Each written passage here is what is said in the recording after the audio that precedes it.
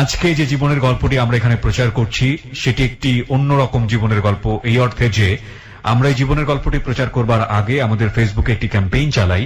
সেখানে বিশেষ একটি ভিডিও পোস্ট করার পরে আপনাদের কাছ থেকে আমরা অনুমতি চেয়েছিলাম যে এই পর্বটি আমরা প্রচার করব কিনা। আপনারা সেখানে জানেন যে একটা মারাত্মক রকমের সেক্সুয়াল অ্যাবিউজের ঘটনা ঘটেছে রাজধানীতে, এবং এটা শুধু একটা ঘটেছে বলাটা ভুল হবে, এই লোকের ক্ষেত্রে ঘটেছে, এবং তিনি আসলে শারীরিকভাবে কতটা অক্ষম হয়ে গেছেন এই ভিডিওটা দেখার পরে আপনারা মতামত জানিয়েছিলেন যে আপনারা অনুষ্ঠানটি দেখতে চান কিনা, অনুষ্ঠানটি শুনতে চান কিনা। ওখানে আমরা শতভাগ, আমরা বলবো 99.9% আমরা পেয়েছি ইয়েস, আপনারা অনুষ্ঠানটি শুনতে চান।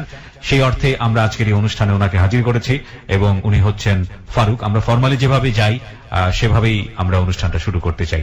জি, আচ্ছা, আপনার নামটা একটু বলেন।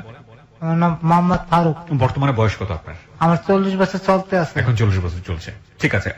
আপনি তো দেখতে শুনতে এখন খুবই বাজে অবস্থায় আছেন, বলতে বাজে যেটা বুঝেছি যে আপনার শারীরিকভাবে একেবারেই নড়াচড়া করার মতো শক্তি নাই। আমাদের ভিডিও যারা দেখেছে ফেসবুকে, প্রিয় শ্রোতা আপনারা নিশ্চয়ই ওনাকে দেখেছেন, একটা ভিডিও ক্লিপস অনেক আগে আমরা ফেসবুকে দিয়ে দিয়েছিলাম যে অনুষ্ঠানটি আমরা প্রচার করবো কি করবো না, একটু আগে যেটা যে বিষয়ে কথা বলছিলাম।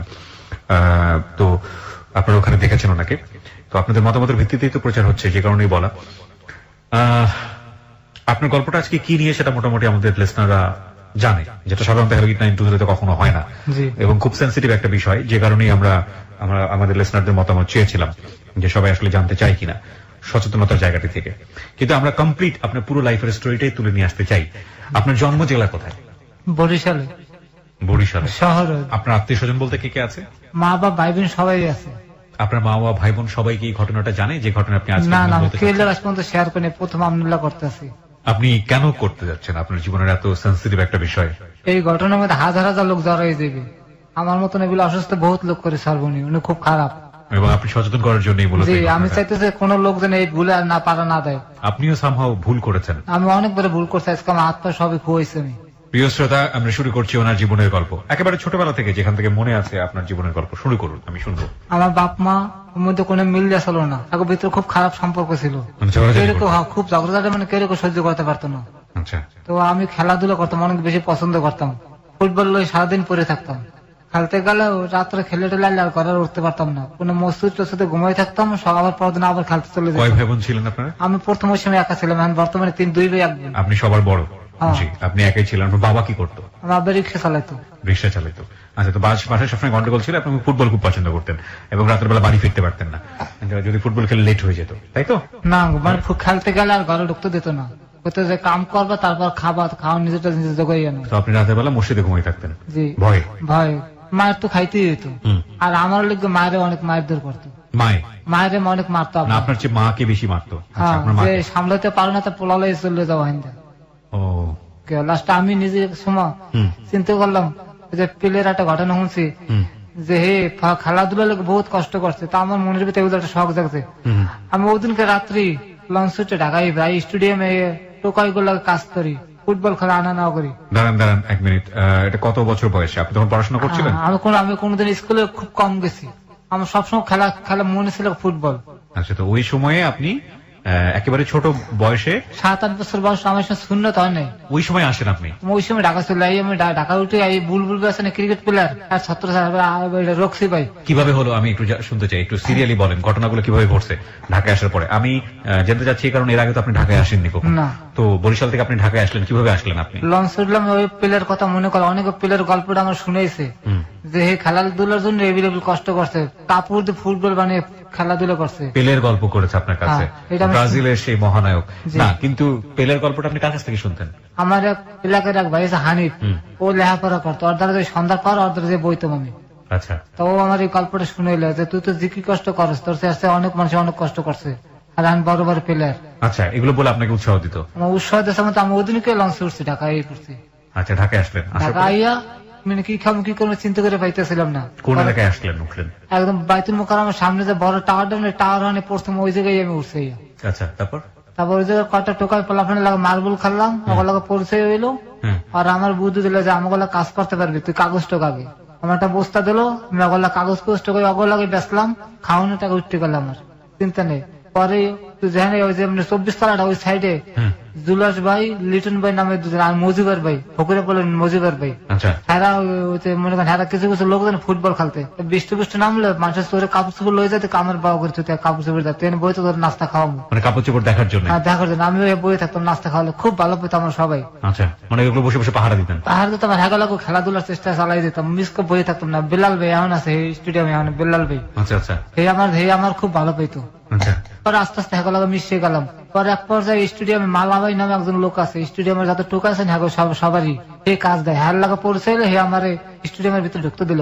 পরে কাজ করতে করতে পরে পরিচয় ক্রিকেট প্লেয়ার রফিক ভাই, বুলবুল ভাই আছে না, বুলবুল ভাই। কেমন পরিচয় হলো? হে বরিশালে খেলতে গেছিল, বাজার রোডে খেলতে গেছিল। সেই সময় হাল্লা হারে আমি দেখছি 101 রান করে সব, আমি এই কথাটা মনে রাখছিলাম। পরে সব টোকাই গুলাকে বই রয়েছি, আমার ডাক দিচ্ছে, আমার গায়ে কোনো গেঞ্জি আসলো না, আমার ডাক দিয়ে তোর বাড়ি কমকে বলছিল, তোকে বসে খেলতে গেছিলাম।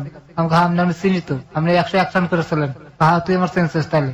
তারপর তারা একটা সিঁদুর একটা গেঞ্জি গিফট করছিল, ভারত সিঁদুর আছে না, এগুলো র্যাক সাদা আর লাল র্যাক র্যাক একটা গেঞ্জি হারে গিফট করছিল। এই গেঞ্জিটা আমার ব্যাগে কোনো বাদ করে আমার দেশে গেঞ্জি তো অনেক বড়, প্যান্টের মধ্যে ঢুকাইয়া একটা শর্ট প্যান্ট দিছিল আমার, এই পরে থাক।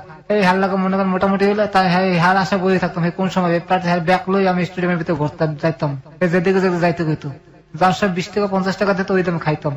পরে মনে করেন পরিচয় হলো রক্সি বই লাগে, মহামডানে খেলতে সময় রক্সি বই। পরে হে আমার একটা জার্সি দিল 20 নম্বর, ও আরামবাগে যখন খেলতে আরামবাগের টিমের একটা জার্সি দিল 20 নম্বর প্যান্ট আর জার্সি, এইটা তুই গায়ে দিস। রাতে থাকতেন কই? স্টেডিয়ামে বারান্দায় ঘুমাইতাম।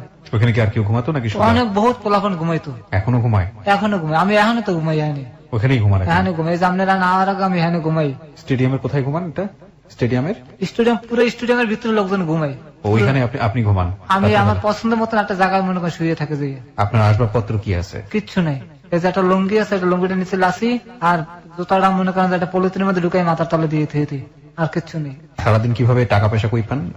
পরিস্থিতি যদি কেউ কাজ লাগে মিলে দেখাতে হয়, তাহলে তার আমি কথাটা কই যে ভাই এই সমস্যা আছে, 10 টাকা 2-4 পয়সা যা দেয় ওইটা দিয়ে নিজে খান আর রাতের বেলায় ঘুমায় থাকেন। হ্যাঁ, তো ভিক্ষার জন্য হাত পাতেন?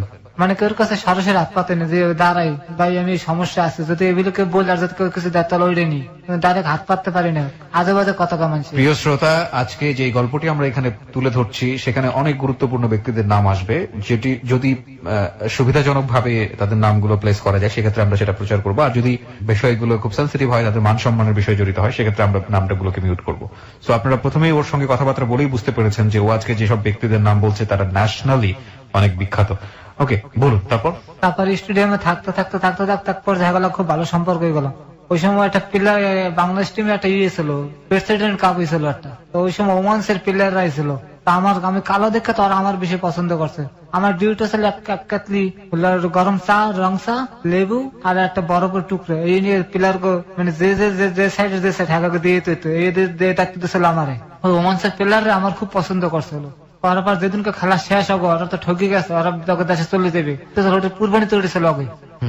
তারপর ওরা আমার একটা সিক্রেট খোসার মধ্যে ডলার দিছে, সরাসরি দিতে পারে না, জানলা দিয়ে মেলা মারছে, আমার গায়ে পড়ছে, ওই এক হিজুন্সি দেখছে, আমার লড়াতে লড়াতে স্টেডিয়ামের ভিতরে লেগে গেছে। আমি যাই টাকাটা আমার পরিস্থিতি দেখা আছে, হ্যাঁ ডলারটা দিলাম, বাংলায় আমার কত 1000-2 টাকার মতন মনে দিচ্ছে, ওইলে আমি বাড়ি চলে গেছে, আর আমার স্টেডিয়ামে থাকা হইলো না। কতদিন পরে আনুমানিক কতদিন পরে বাড়ি গেলেন? 9 মাস। আমার মা কইছে আমি 9 মাস পরে আমার দেখছে। 9 মাস পরে বাড়ি গেলেন, এই এতটুকু টাকা নিয়ে 9 মাস পরে। 9 মাস বাড়ির কথা মনে পড়তো না? মনে পড়তো না আমার, খালি মনের মধ্যে সকাম প্লেয়ার সবল্লা খালি খেলাধুলা পড়ে থাকতাম। আউটার স্টেডিয়াম যেটা মনে করেন আউটার স্টেডিয়াম আছে না, যেটার মধ্যে মনে করেন গাড়ি পার্কিং করছে, ওইটা ছিল যে খেলাধুলা, ওইটা হ্যান্ডবল খেলা ওইটার ভিতরে। ওইটার মধ্যে বেলাল ভাই আমাকে কাবাডি খেলার লোক টোকাই গুলো একটা টিম করছিল, টোকাই টিম কাবাডি, এটার মধ্যে আমি খেলছি। তারপর পাইনিয়ার খেলছি আমি অনেক বিভিন্ন জায়গায় খেলতে যাইতাম। ছোট মানুষ কিন্তু আমি মনে করেন মিডফিল্ডে খুব ভালো খেলতাম, আমার সবাই লয়ে যেত লক্ষ্য করিয়া, খালি মনে একটা আশা প্লেয়ার পারলাম না। ঠিক আছে, শুনি আমরা। 9 মাস পরে বাড়ি গেলেন, তারপর?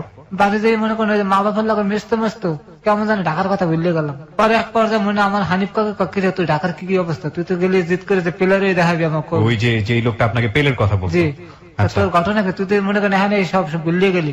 আবার আমি লঞ্চ উঠলাম, ওর কত লগ আমি লঞ্চ উঠছি, আমার তো ভাড়া লাগে না, লঞ্চ উঠতে আবার ঢাকাইলাম, আবার মনে করেন হ্যাঁ রইলাম। এক পর্যায়ে একজনের লাগে পরিচয় হইলে, football player police team IG team আছে, আইজি টিমের সেলিম স্যারের লাগে পরিচয় হইলো, আমরা তো টিম রাখছি, তা তুই আমাকে টিমের লাগে থাকবি, তোর বেতন দেবো, খাওয়া হলো আমাকে লাগে সব। আমি হ্যাঁ কথা মতন উত্তরে চলে যাই, হ্যাঁ লাগে থাকতে থাকতে একজন মনে করেন আইজি টিমের যে গোলকিপার ইমরান ভাই, আমার এবিলে জীবন মানুষের কারে না, তুই ড্রাইভিং শিখ। আমি বললাম হ্যাঁ কথাটা ঠিক করছেন। আমার বুঝালো যে এই সমস্ত কাম করে তোর জীবন চলবে না, প্লেয়ার তুই হইতে পারবি না, সবার কপালে নাই। সবাই যদি প্লেয়ার কি খুব ভালো খেলতেন আপনি? হ্যাঁ আমি মিডফিল্ডে খুব ভালো খেলতাম, পানায় বল বানাইনি, আমার অনেক ভালো ভালো পারতাম, খুব ভালো বল বানিয়ে দিতে পারতাম। গাড়ি পাওয়া ছিল না কিন্তু আমার, কিন্তু আমি এই জিনিসটা খুব ভালো পারতাম। আচ্ছা, তো আপনাকে কে পরামর্শ দিল? ইমরান ভাই, উনি হচ্ছে যে আইজি টিমের গোলকিপার। আচ্ছা, আপনার কত বছর বয়সের দিকে আনুমানিক মনে আছে? 9-10। কত সালের দিকে মনে আছে ড্রাইভারই কথা পরামর্শ দিল আপনাকে? ওটা 95-তে পরামর্শ দিল। তারপর পরে আমি বললাম ঠিক আছে। আমি আবার বরিশাল আইলাম, আই আমাকে বাসা তো কোর্টের সামনে অনেক ডিসি গাড়ি ঘুরে, ডিসি এডিসি জেনারেল গাড়ি ঘুরে থাকে তো হ্যাঁ যে ক্লিনার, সে খুব দুর্বল, একটা গাড়ি বেশি 2টা গাড়ি ধুতে পারে না। শুকনো মানুষ তো, আমার যে ওস্তাদ বর্তমানে প্রথম যে ওস্তাদ আমার দেখা কথা থেকে তো গাড়ি দিতে পারবো। প্রথম দিন আমার একটু গাড়ি চালানো আকপিস করালো, আমি লোভে পড়িয়ে গেলাম, আমি গাড়ি চালাতে পারি। পরের দিন আমি নিজেই মনে করেন গাড়ি চাবি লই, গাড়ি চালাই ভাঙ্গে চুরি গাড়ি লই, গাড়ি জায়গায় থুয়ে বাস পলাইছি। ডিস্ট্রিক্ট নাজির আমার খোঁজে গাড়ি বাংলা কামনে ডিস্ট্রিক্টের গাড়ি। আমি যে মনে করেন বাসায় বই রয়েছি, পরে হারে হারে কামনে কামনে এটা ম্যানেজ করছে করে আমার খবর দিচ্ছে তোর কোন সমস্যা নাই, কারণ লোক তো নাই, গাড়ি দেবে কেটা। তো এর মধ্যে একটা ঘটনা হচ্ছে, রহমান বিশ্বাস আছে না প্রেসিডেন্ট আছে, তো উনি বরিশালে গেছে সার্কিট হাউসে, গাড়ি দেওয়ার লোক নাই, আর আমি তো মনে ভয় পলাইছি, কারণ গাড়ি দেওয়ার লোক নাই, ওনার তো চাকরি যাওয়া অবস্থা, আর প্রেসিডেন্টের গাড়ি অপরিষ্কার। পরে আমার কাছে সবকিছু বুঝলে আমার খবর দিছে, যাওয়ার খবর দে। পরে আমি আর গাড়িটা ধুয়ে দিয়ে ই করছে, তার মিট হয়ে গেছে জিনিসটা। আস্তে আস্তে ড্রাইভিং শেখানো, ম্যাজিস্ট্রেট আপনাকে কে শেখালো? আমার যে শুকনো ওস্তাদে, যে খুব দুর্বল, বেশি শিখে না, খালি একটু আকপিস করা শিখেছে, ওর মধ্যে দিয়ে আমি মনে করেন যে পুরোটাই করে লেছি। পরে মনে করেন যে লাইসেন্স করতে পারি না, ম্যাজিস্ট্রেট মাহবুব স্যার আসলো, ওনার আমার একটু ভালো সম্পর্ক হয়ে উঠছিল। আচ্ছা, কিভাবে সম্পর্ক হলো? ওই যে উনি যখন অফিসে যখন মনে করেন ঢোকে সালাম দিতাম, আর মনে করেন ব্যাগটা ধরে নিয়ে রুমের মধ্যে লয়ে যেতাম লক করে, হয়তো মনে করেন উনি আমার খুব ভালো পাওয়া শুরু করলো। পরে উনি ওনার ডিউটি পারলো লাইসেন্সের এডি আছে না, ভেহিকেল ইন্সপেক্টর, এই ভেহিকেল ইন্সপেক্টর তো ঘুষ খায়, ঘুষ খাওয়া বন্ধ করার লোক ওনার এডিএম স্যার ওনার আনি দিল, তুমি ইন্টারভিউ নাও। পরে আমি যে স্যার বললাম, স্যার আমি তো মনে করেন লেহা পরে জানি আমি কেমন কি করবো স্যার, গাড়ি চালাই দেখাইতে পারবো কিন্তু লেহা পরে কাম পারবো না স্যার। আমি তোমার ফর্মটা আমার দাও, এই ফর্ম গুলো নিজে দেখাইয়া দিয়ে দিছে, কাজ যা তুমি ফিল্ড টেস্টে থেকে খালি এই ফিল্ড টেস্ট আমার গাড়ি দিছে, এডিএম স্যারের গাড়ি আমার দিছে। আমি সামনে গেছে দেখাইছি, আমার কাছে আর লাগবে না, যা হয়েছে আমার লাইসেন্স হয়ে গেছে। তারপরে ঢাকায় ঢুকলাম, এক বড় হারুন ভাই নামে এক লোক দ্বারা আইলাম, চাকরি করে উত্তরায়, এক আদমের চাকরি দেয় প্রথম আমার। কিসের চাকরি? আদম ব্যবসায়ী। হ্যাঁ, চাকরি দেয়, এই চাকরি দিয়ে শুরু করলে বিমানের ক্যাপ্টেনের চাকরি দিলাম হিন্দি, মানে 10 দিনের মধ্যে আমার ইয়ে হয়ে গেল, চালান দেখে ক্যাপ্টেন কয় তুমি আমার গাড়ি চালাবো। ওনার সঙ্গে পরিচয় হলো কিভাবে আপনার ক্যাপ্টেনের সঙ্গে? ক্যাপ্টেনের বাসায় আদম ভাড়া থাকতো। সমস্যা হচ্ছে আপনার? না ভাইয়া, চোখে দিয়ে পানি পড়তেছে যে, মানে কোনোদিন সামনে সামনে হই নাই তো ভাইয়া। কোনো সমস্যা নাই, আপনি আরামসে বলেন, রিল্যাক্সলি বলেন, দরকার হলে আরো সময় নেন। আপনি ক্যাপ্টেন হিসেবে আমার নিয়ে বিমানের ক্যাপ্টেন আসলো, হ্যাঁ ডিউটি করতে রইলাম আস্তে আস্তে আমার মানে পরিবর্তন হইতে আছে। পারলাম এবি ব্যাংকে চাকরি, মানে খুব দ্রুত আপনার উন্নতি হচ্ছে, খুব দ্রুত আমার চাকরির পরিবর্তন হইতেছে। ওর উত্থানটা বুঝতে পারছেন, মানে একেবারে গ্রামের রজপাড়া গায়ে থেকে উঠে এসে ও কিভাবে ড্রাইভিং শিখে বড় বড় গুণী মানুষদের ড্রাইভার হয়েছে, গাড়ি ড্রাইভার, এবং ওর উত্থানটা আপনারা দেখতে পাচ্ছেন যে কত ড্রামাটিক্যালি, কত দ্রুত। আচ্ছা বলুন তারপরে আমি একদিন মনে করেন যে ম্যাডামে স্যারের যে বউ, এবি ব্যাংকের স্যারের বউ, উনি খুব রাগী মানুষ, ওনার আমার লাগে কথা কাটাকাটি গাড়িতে বইয়া। আমি ক্যান্টনমেন্টের দিয়ে মনে করেন যে আমি ইসে আওয়াজ ছিলাম, আজমপুর একটা কমিটি সেন্টার আছে, ওই কমিটি সেন্টার দাওয়াত খাইতে আওয়াজ আছে, তা স্যারের আমরা লইয়া তারপরে এক লগে দাওয়াত খাইতে যাবো। কিন্তু ম্যাডাম আমার এমন ভাবে মনে করেন যে ঝগড়া লেগে যায় গাড়ির ভিতরে বইয়া, ঝগড়া লেগে গেছে। হ্যাঁ ঝগড়া লেগেছে, কিন্তু আমি সহ্য করতে পারবো, আমি হে কইতে স্যার আমি গাড়ি চালাইতে আছি। কচুঘাতের মুখে এক সময় একটা টেম্পু, যে লেগুনে বড় টেম্পু গুলি আছে না, ওই টেম্পু মারিয়ে দিই, আমার বন্যাটা একদম মনে করেন ব্যাংকের পিছনে চলে যায়। এটা কি ওনাদের ঝগড়ার কারণে আমার সেন্স আসলে ওনার দিকে, গাড়ি চালানোর দিকে আসলে না। একটা বিষয় এখানে একটু সবাইকে সতর্ক করতে চাই, বিশেষ করে রিক্সাতে যারা চড়েন, রিক্সাতে বিশেষ করে কাপল যারা আছেন, বয়ফ্রেন্ড গার্লফ্রেন্ড এবং অনেক সময় হাজবেন্ড ওয়াইফ যাই হোক না কেন, রিক্সাতে উঠলে আমরা এমন ভাবে কথা বলা শুরু করি বা এমন আচরণ করি, আমরা ধরেই নিই যে রিক্সাওয়ালা কিছু শুনছে না। একইভাবে সিএনজিতেও আমরা এই ধরনের আচরণ করি অনেক সময়, এবং গাড়িতেও, কিন্তু অত্যন্ত সেন্সিটিভ বিষয়গুলো আমরা অনেক সময় এই জায়গাগুলোতে করে ফেলি এবং আমরা ধরে নিই যে তারা আসলে কিছু শুনছে না, কিন্তু তারা শোনেন। এই তৃতীয় পক্ষকে আমরা অস্বীকার করি, আসলে অস্বীকার করার কিছুই নাই, এবং এটা তাদের উপরে ইম্প্যাক্ট ফেলে। এবং এই যে অ্যাক্সিডেন্টের কথা বললো, এরকম অ্যাক্সিডেন্ট হওয়ার হামেশাই হয়। সুতরাং গাড়িতে উঠে যত সম্ভব নিজেদেরকে কন্ট্রোলে রাখুন, এবং এটা আপনার জন্যই ভালো। বলুন তারপর। পরে অ্যাক্সিডেন্ট করার পর স্যারে আমার অনেক ভালো জানতো, উনি আমার খুব পছন্দ করতো। স্যারে উনি ডিউটি ছিল 2 মায়ের স্কুলে নেওয়া আনা, উনি গাড়ি পেতেন না, উনি এর গাড়ি পেতেন না। আচ্ছা, ব্যাংকের গাড়ি কিন্তু উনি গাড়িতে উঠতে পারতো, উনি বাসে যেত। পরে মনে করেন ম্যাডাম হলে ঝগড়া অর্ডার পর গাড়িটা যেমন ওই করলাম, স্যার আমার খুব খেপি গেল। পরে ওই আমার টাকা পয়সা দিলে লাইট লুট কিনে, আমি চিন্তা করলাম কি আমার মনে হয় চাকরি নাই, আমি লাইট লুট কিনে দিই আর কিছু টাকা আমাদের রাখে দিয়া আমি গেছি স্যার আমি চাকরি করবো না। ওকে, দাঁড়িয়ে পড়লাম, আইয়ে মনে করেন যে পল্টনে এক পাকিস্তানের চাকরি লইলাম। আর চাকরি করতে করতে করতে করতে মনে করেন যে পরিচয় হইলো যে মনে করেন রেন্টেকারের দেলার বেগুলো। হ্যাঁ, আমার চাকরি হঠাৎ করে একদিন চলে যায়, দেলার বের করলাম, দেলার বে আমার তো চাকরি নেই, আমি কি করবো, তুমি আমার রেন্টেকারে ভর্তি হও, তোমার তো গাড়ি চালানো আমি দেখছে ভালো, তুমি রেন্টেকারে ভর্তি। এই রেন্টেকারে ঢুকলাম। কত সালের দিকে এটা? 2007 বা 2008 হইবে। আচ্ছা আচ্ছা, ওকে। ঢুকলাম, ঢোকার পরে মনে করেন যে হ্যাঁ লাগে আমার ট্রিপ মনে করেন যে লাগা বান্ধে লাগিয়ে রইলো, সমস্ত যে আমার একবার নেয় এই আই আমারই খোঁজে, তো ওই ছেলেটার দেন। ওকে। পরে মনে করেন যে বাবুদের নামে একজন লোক আছে হিন্দু, ওকে, উনি আমার হ্যাঁ গাড়ির লোক সেট করে যে হ্যাঁ 4 জন পার্টনার, তো তারা নিজেরা বই আমার সেট করে যাওয়ার এই গাড়িটা দিয়ে দাও, ও আর ট্রিপ আছে বেশি। ওকে, শুরু করে আর পিছনে আমি আর তাকাইনি, আমি চলতেই গেছি। ওকে। রেন্টেকারের সিস্টেমটা কি ছিল? মানে গাড়ি যে যেখানে খুশি ভাড়া নিত? ভাড়া নিতে পারতো, আপনি জানেন আপনি এন্ট্রি করিয়া আর আপনার ছবি তুলে রেখে দিত। তো আপনি ঢুকলেন রেন্টেকারে? ঢুকলাম, ঢুকে মনে করেন আমার কাজ চলতে আছে, আমি কোনো সময় মিস যাই না। আমি পিছনে একটু ঘটনা রেখেছে ওটি বলতে চাই আবার। বলেন। এমপি আলালবের 2001 নির্বাচনের সময় আমার গাড়ি ভাড়া নেই। আচ্ছা। বরিশাল দিয়ে, তা আমি নির্বাচনে 2001 হেল্লাকে মনে করেন থাকি, সবার ভালো পরিচয় হয়ে যায় আমার লাগে। আচ্ছা। একদিন রাত্রে মনে করেন যে আলালবের কিছু লোকজন গণ্য দিয়ে আগুন যারা দিয়ে দিতে হবে রাত্রে 2টার সময়। হঠাৎ করে হাগতে কিছু বাহিনী আছে, রাত্রে পার করে দিতে হইবে। পরে আমার কলে তোমার গাড়িটা আছে খালি, আমি কাছে আছে স্যার, কথা আমার লোকজন গণ্য একটু দিয়ে গণ্য দিয়ে আগুন যারা দিয়ে আমার কাছে, আমি রাত্রে রাজি হয়ে গেছি, ভাড়া বেশি দিছে, আমি রাজি গেছি। তা আমি রাত্রে দিয়ে আসার সময় গাড়ি রাত্রে অ্যাক্সিডেন্ট করে, আমি রাত্রে প্রথম একটা হুন্ডা মারে, হুন্ডা লাগছে না, পরে এক রিক্সার মধ্যে যাত্রী মহিলার পুরুষ ধাক্কা, একজন কানের পর্দা ফাঁকছেন, একজন বুক ফাটতে যায়। আপনার? না না, আমার গাড়িতে। পরে আমি গাড়িতে উড়ে বরিশাল মেডিকেলে নিয়ে ভর্তি করি। আপনার গাড়িতে ধাক্কা লাগে? আমি ঠিক বুঝলাম না।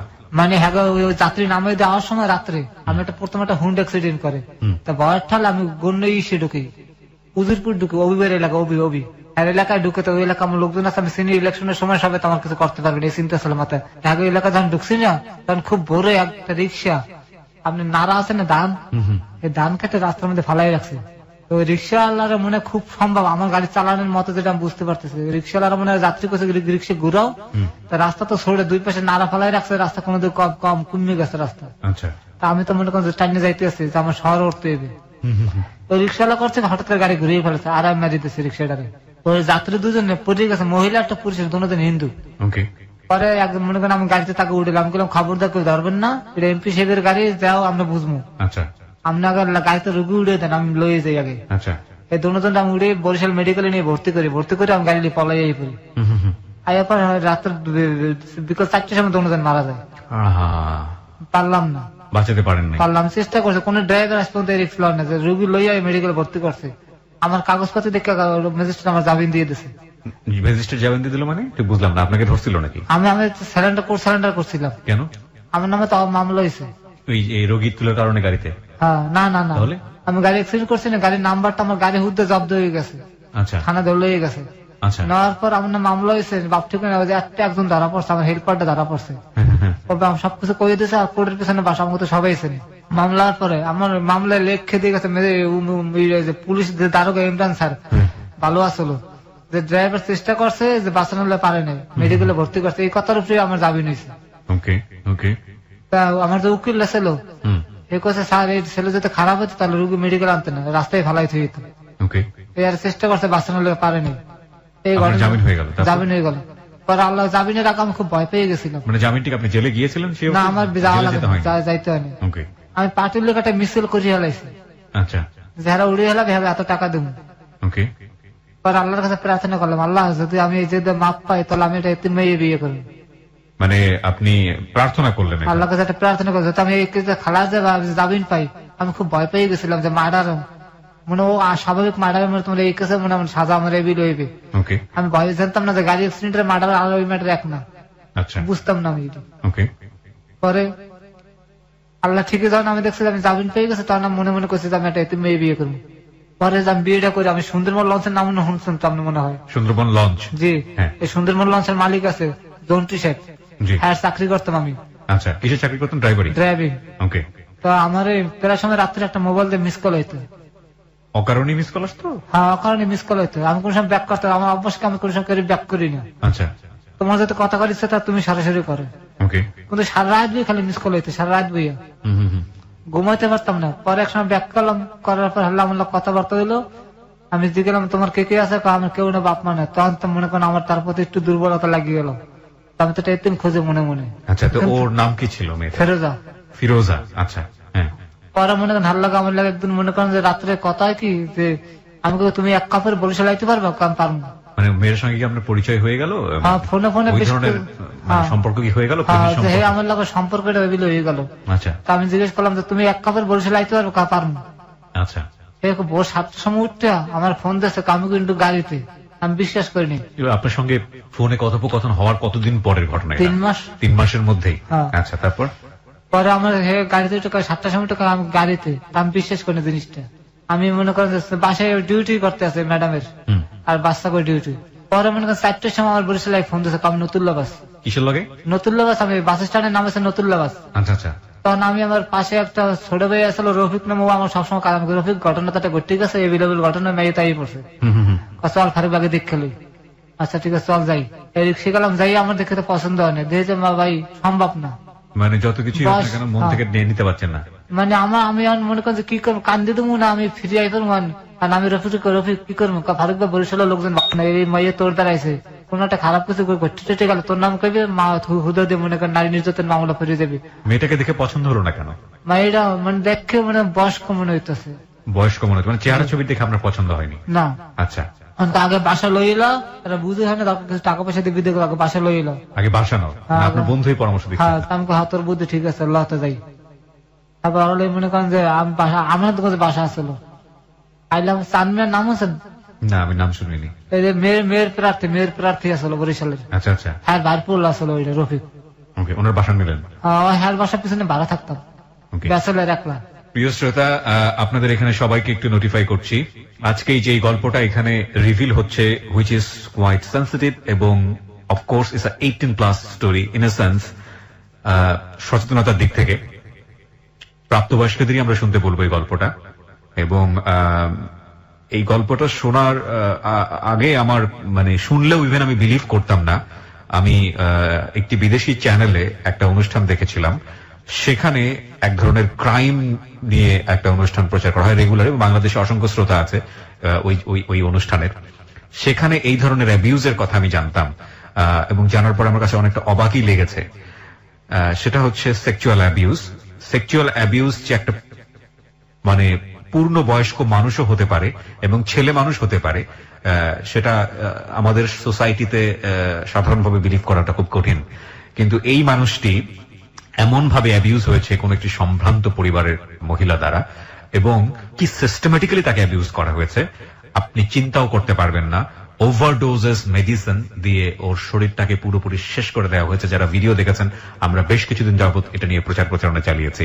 এবং এই যে নাটকীয় ঘটনা, এই ঘটনাটা জন্মটা কিভাবে হয়েছিল সেটা, এবং উনি স্বেচ্ছায় আজকে এখানে রেডিওতে বলতে এসছেন এই কারণে যে ওনার জানা মতে অনেকেই এই শিকারে পা দিচ্ছেন এবং এই শিকারে পা দিয়ে নিজের সমস্ত কিছু খোয়াচ্ছেন, যাতে করে এই ভুলটা কেউ না করেন। আমরা সেই গল্পের দিকে ধীরে ধীরে যাব। তবে এই মুহূর্তে বিরতির সময় হয়েছে, যেহেতু আমরা ছোট্ট একটা বিরতি নেব 4 মিনিটের। আর ওনাকে যদি আপনারা দেখতে চান, অবশ্যই ফেসবুকে চলে আসবেন। আমার ফেসবুকের ঠিকানা হচ্ছে www.facebook.com/kibriya.rj। আমি আবারও বলছি www.facebook.com/KEBRIA.RJ। পেজটি আছে RJ কিবরিয়া নামে।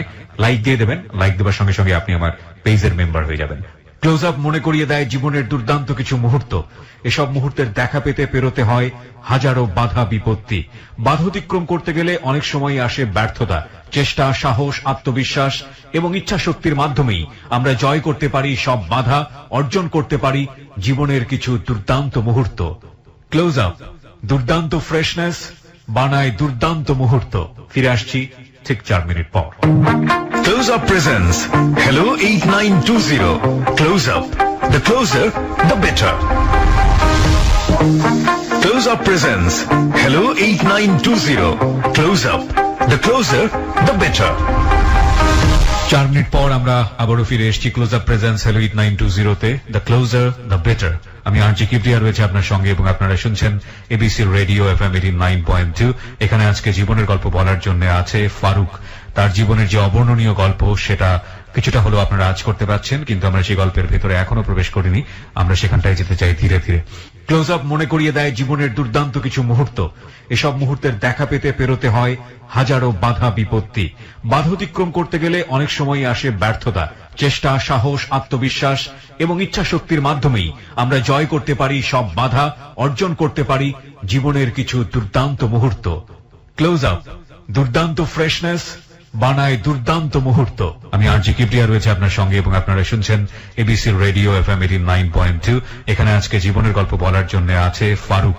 তার জীবনের যে অবর্ণনীয় গল্প সেটা কিছুটা হলেও আপনারা আজ করতে পারছেন, কিন্তু আমরা সেই গল্পের ভেতরে এখনো প্রবেশ করিনি। আমরা সেখানটায় যেতে চাই ধীরে ধীরে। ফারুক, আমরা যেখানটায় ছিলাম, ব্রেক নিয়েছিলাম যেখানে, বলুন তারপর। ওই বাসায় তারপর নিয়ে আইলাম, আর পরে আমার তো পছন্দ হয় না।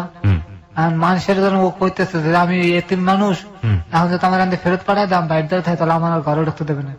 মানুষের কাছে এই ধরনের কথা বলতেছে। এলাকার যারা মুরব্বী হ্যাঁ আমার পক্ষে চলে গেল, আর আমার পক্ষে কেউই নেই। তুমি এতিম মেয়ে আনছেন, তোমার বিয়ে করতে হইবে। পরে কি আর করার বাধ্য হয়ে মনে করেন লোকজন ডাক্তার ঢুকে রাত্রে মনে করেন বিয়ে হয়ে গেল। বিয়ে হয়ে গেল? কত সালে বিয়ে করলেন আপনি মনে আছে? হ্যাঁ, কত সালে? 2009 জুন মাসে। 2009 সালের জুন মাসে? জি। আচ্ছা, 9 তারিখ। আচ্ছা, বিয়ে করলেন আপনি? বিয়ে করার পরে তারপরে আস্তে আস্তে দেখে আমার লাগে প্রতিটা দিনই মনে করেন হেলা আমার লাগে। আমার মা বাবা যেগুলো করতে হেরা অবস্থায় সেইভাবে ঘটনা করতেছে। মানে ঝগড়া? বরিশাল থাকবে না, ঢাকায় ঢাকায় আসবে। জি, ঢাকা তার স্বামী আছে, বাচ্চা আছে, হেতার আমি জানি না। জানলেন কিভাবে? মাতৃত্ব দাগ আছে না, আপনারা বুঝছেন কিনা জানি না। মাতৃত্ব দাগ, হ্যাঁ, প্রেগন্যান্সি স্পট যেটাকে বলে। হ্যাঁ, ওই দাগ আমি তার শরীরে দেখতে পাই। আমি জিজ্ঞেস করলাম এটা কিসের দাগ? আমার গায়ে খেজুরের রস পড়ছিল। তার মাথাটা মনে করেন যে আমার গা অতটা চিন্তা করিনি। আর পরে আমি ঢাকায় পড়ি আর যে না মার দ্বার কদিন রইলাম, দেখে মা বাবার লাগা যা আছে কইতে আছে। আমি বললাম যাক ঘরে সংসার আগে বাসায় লই আগে, বিয়ে দান করছে তাতে হালাই তো আর দেওয়া দেবে না। ঢাকায় নিয়ে আসি। ঢাকায় মনে করেন এসে রইলাম, রামপুরে টিভি সেন্টারের পিছনে ভাড়া রইলাম। ওই সময়টাতে আপনি কি করেন? ওই গাড়ি চালাই, আমার লাগে ভালো ভালো মালিকের লোক পরিচয় রয়ে গেছে। কোন মালিকের গাড়ি চালান নাকি রেন্টে কার চালান? রাতুল লঞ্চের মালিকের গাড়ি চালাই। আচ্ছা প্রিয় শ্রোতা, আজকে যে গল্পটা ও বলছে ওর যে রেফারেন্স আপনারা শুনেই বুঝতে পারছেন যে কতটা অথেন্টিক এই গল্পটা। ওকে, বলুন তারপর। পরে আমি একদিন মনে করেন যে নর্থ সাউথ ইউনিভার্সিটি 10টা ড্রাইভার একখানে বইয়ে থাকলে যে গল্প করেন, আমি একদিন প্রতিদিনই গল্প করি। কিন্তু একদিন আমি ওই যে পেটের দাগের কথা জিগেই আমি জিম খেয়ে গেছি। আমার এক ছোট ভাইয়ের মতন আমার অনেক পছন্দ করে। ও পেটের দাগের কথা আপনি কাকে জিজ্ঞেস করলেন? ছোট ড্রাইভার ছোট ভাই আরো জিগেলাম যে বাইরে এগুলি পেটে দাগ আছে, এটা ঘটনা কি অবস্থা? আর তোমার বউ আবু তো বাচ্চা ফালাইছে, নাহলে তোমার বউর বিয়ে আছে। আমাকে এটা কেমনে বুঝবো? তুমি আজকে যে জিগেবা কালকে তুমি আমার তোমার কালকে আমি রেজাল্ট দেবো। বাসায় জিগেলাম যে তুমি সত্যি করে কয় এটা কিসের দাগ? তোমার না করলাম যে আমার গা খেজুর রস পরে পুড়িয়ে গেছে বিলে। পরে আরে করলাম বললাম না ওস্তাদ তোমার এই ঘটনা আমি বিশ্বাস করি না, এটা হচ্ছে যে তোমার ওই তো বাচ্চা ফলাইছে, নাহলে তার বিয়ে আছে, বাচ্চা আছে। আমি তো ভাই মাটির মধ্যে হান দিয়ে গেলাম যে আল্লাহ আমি কি করলাম, কি এতে মানলাম। তারপর আমি যে ছেলের ডিউটি করে জানালাম যে বাইরে এই ঘটনা। ও আবার মায়ের লোক ডাক্তার প্রেম করে। আপনার চোখ দিয়ে পানি পড়ছে, আপনার একেবারে মনে করতে হবে এমন কোনো কথা নাই। আপনার শরীরের অবস্থা খুবই খারাপ আমরা জানি। আপনি কি একটু রেস্ট নিতে চাচ্ছেন? না না ভাই, চলতেছে চলুক। চলতেছে চলুক, আচ্ছা বলেন। হ্যাঁ, ওই হাসপাতালে হে মাইয়ে ডাক্তারি পরে হ্যাঁ ফোন দিলাম, হে এক রেজাল্ট দিলে যাতে বাচ্চা হয়েছে না সে খারাপ ছিল, মানে কনফার্ম বলে দিল। কনফার্ম বলে দিলাম। তারপর আমার যে কোন কইলে তখন আমি আর মানি নিলাম। আমি রাতুল আমার কাকা ফারুক ভাই তুমি বিলে পারবা না, আমি তোমার একটা বুদ্ধি শিখিয়ে দিই।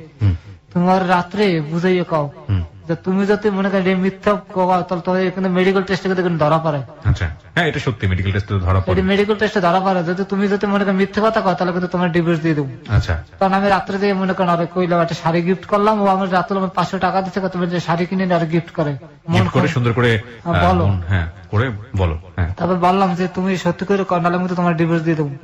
পরে উঠতে কাকা হ্যাঁ আমার একটা বিয়ে আছে, একটা বাচ্চাও আছে। বিয়ে আছে, বাচ্চাও আছে, ডিভোর্স হয়নি? আমি তো ভাই মাথা মতো আউলে গেছে লগালগ মুহূর্তের ভিতরে।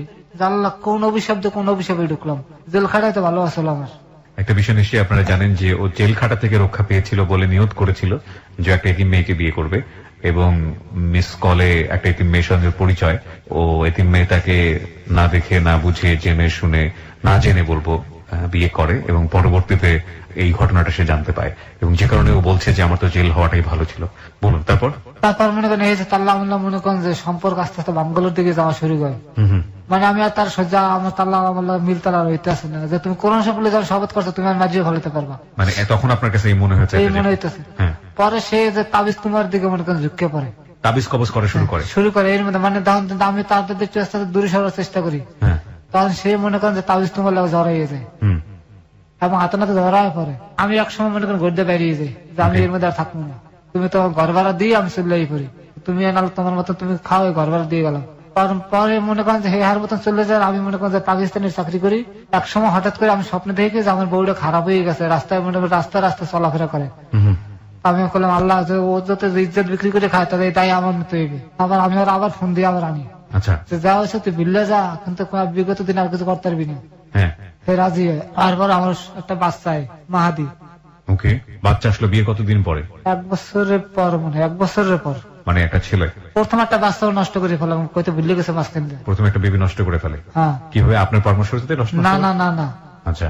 এই যে মনে করেন ও দেশের বাড়িতে বিধবা বাতা উড়িয়ে খায়, কিন্তু ও যাতে প্যাডনেস হয়ে বাতা আনতে যায় তাহলে আর মানুষ ধরবে, এই লোক বাচ্চাটা নষ্ট হতো প্যাডনেস প্রেগনেন্ট। হ্যাঁ। ও মনে করেন নিজে নিজে বাচ্চাটা কামড়ে কামড়ে নষ্ট করে। একদিন দেখেছি রক্ত চাক্কা পড়তো স্যার পেটের নিচ দিয়ে। ওহো। আমি তো মনে করি কোনোদিন কান্দি না, মানুষ দেখলে ভয় পাই না, আমার এত সাহস, আমার হাঁটা এত বড়। একদিন দেখে ও চিৎকির দিয়ে দেয় আর মনে করেন যে রক্ত খান্ডা পড়তে আছে। পরে আমি ওই জায়গায় একটা হাসপাতাল আছে বাহিরের, ওগুলো লয়ে যাওয়ার বাবা আপনি তাড়াতাড়ি এমআর করতে হবে, তাড়াতাড়ি ঢাকা মেডিকেল লয়ে যান। তার আমি জিগেলাম যে আমি কি করবো, টাকা পয়সা হতো না, তোমার অত চিন্তা করা লাগবে না, তুমি আমার ওই মিরপুরে একটা বরিশাল হোমিও একটা ফার্মেসি আছে, তুমি ওখানে আমার লইয়ে যাও। তার মানে যে ও অনেক আগে এই সমস্ত কাজের লোক জড়িত ছিল, মানে জানতো সবকিছু, কোথায় কোন লোক কোথায় কি করলে জানে, ও জানে। এই জায়গায় না ওষুধ লগালগ ভালো হয়ে গেছে, রক্ত মুক্ত পরে বন্ধ হয়ে গেছে, চাক্কা বন্ধ হয়ে গেছে। একবার একটা বড় চাক্কা পরে আর পারো। পরে মনে করেন যে আবার একটা বাচ্চা নষ্ট করলো, কেরানীগঞ্জে আমি থাকতাম। মানে কি 2টা বাচ্চা নষ্ট করে? ও 2টা বাচ্চা নষ্ট করেছে, কিন্তু একটা আমি জানি, কিন্তু আরেকটা যে করছে আমি জানি না। আচ্ছা, এটা জানলেন কিভাবে তাহলে? এমআই রিপোর্ট দেখছি আমি, এমআই রিপোর্টে 2টা বাচ্চা নষ্টের রিপোর্ট এসছে। না না, মানে প্রথম একটা তো ওই যে কেমনে কেমনে নষ্ট করলাম আমি জানলাম না, রক্ত চাক্কা চুক্কা ভর্তি দেখলাম, কিন্তু যেটা কেরানীগঞ্জে যেটা হয়েছে ওটা পাইলাম এমআই রিপোর্ট, কাগজপত্রে খুঁজতে খুঁজতে দেখলাম যে ওটার মধ্যে একটা রিপোর্ট আল্ট্রাসাউন্ড করা আসলো। মানুষের জিগেলাম বা এটা পরে শুনেন তো আমারে, আপনার বউকে প্রেগনেন্স আসলো, তা আমি মনে ভালো মতো কিছু ঘা আসলো, উনি তো বাচ্চাটা ই করে আনছে, বেমার করছে। এই মনে করেন হার মতো দেবেন একখানে মনে উঠতে গেল, এই হার মতন থাই আমি আমার মতন থাই। আচ্ছা, এটা হচ্ছে আপনাদের বাচ্চা হওয়ার আগে? হ্যাঁ, এই যে মাহাদেওয়ার আগের ঘটনা। জি। পরে মাহাদি আমি শুনতে একটা বাচ্চা যদি না, আমার একটা বাচ্চার খুব শখ, পরে একটা বাচ্চা হলো নাম মাহাদি। মনে করেন ও যখন মনে করেন 4 মাস বয়স বাচ্চাটা ঘুরতে পালাই জায়গা, আপনার কাছ থেকে পালিয়ে যায়। হ্যাঁ, আমি নোয়াখালী ট্রিপে যাই, ও করতে আমি বাচ্চাটা দুধের টাকা দিয়ে যেতাম, ওই টাকা নিয়ে আর ওই বাচ্চাটা দিয়ে যেত, কিন্তু আমার বাচ্চাটা সুজি খাওয়াই রাখতো, চাল গুঁড়ি করে খাওয়া। মানুষ আমার কইছে যাওয়ার পরে ওইটা কি মানে ওই হাজবেন্ড কি উনি ডিভোর্স দিয়েছিল? আমি মামলা চলতেছে এটা আমি জানি, ও মামলা করছেন নামে। এই মহিলা মামলা করেছে? আগের হাজবেন্ড কি ছিল পেশায়? পেশায় রাজমিস্ত্রি ছিল। রাজমিস্ত্রি ছিল। চোখে যে ডান চোখ দিয়ে আপনার এরকম পানি পড়ে, এটা কি সবসময় পড়ে নাকি আজকে প্রথম হচ্ছে এরকম? আজকে মানে কান্দা হইতেছে, পারতেছে না রাখতে পারি, কি করবো আমি, কি হাতে পাওয়া আছে চলতে পারি না। আপনার বাম চোখ দিয়ে যে পানি পড়ছে না, শুধু ডান চোখ দিয়ে পড়ে, এটা কি মানে সবসময় হয়? আজকে প্রথম, মানে শুধু ডান চোখ দিয়ে হচ্ছে এরকম। প্রিয় শ্রোতা, এখানে একটা বিষয় বলে রাখি, ওনার শরীরটা কিন্তু খুবই খুবই বাজে অবস্থায়। উনি কিন্তু, ওনাকে দেখলে আপনারা বুঝতে পারবেন, একটা স্ক্র্যাচে ভর দিয়ে, আপনারা ভিডিওতে হয়তো বা দেখেছেন, একটা স্ক্র্যাচে ভর দিয়ে হাঁটেন উনি। একটা কাপড়, পলিথিন ব্যাগ, সেটার মধ্যে ওর এক সেট কাপড় থাকে, ওটা নিয়ে উনি এই স্টুডিওতে এই মুহূর্তে, এবং ওনার হাঁটার সামর্থ্য নাই, খুবই বাজে অবস্থা। এক চোখ দিয়ে যখন পানি পড়ে কন্টিনিউয়াসলি, সেটা এক ধরনের সিনড্রোম, এবং উনি কিন্তু স্ট্রোক করা রোগী। সুতরাং কিছু বিষয় আমাদেরকে কনসিডার করেই ওনার স্টোরিটা এখানে প্রচার করতে হচ্ছে। আশা করছি আপনাদের সেই রকম ধৈর্য থাকবে। বলুন তারপর। বাচ্চাটা পলাই জায়গা, আমার জিনিসপত্র বাড়ি এলে জড়িতে আসলো। পরে আমি বাচ্চা খুঁজতে না পাই, আমি পরে একসময় শুনি যে বরিশাল গেছে মার দ্বারে। আচ্ছা। আমি তাড়াতাড়ি মার দ্বারে যাই, যাই মা বাচ্চা দেখাবো আমার আগে, আমার বাচ্চা আমি পাইছি। আচ্ছা। কিন্তু বাচ্চা আমার দেবে না। বাচ্চা দিবে না?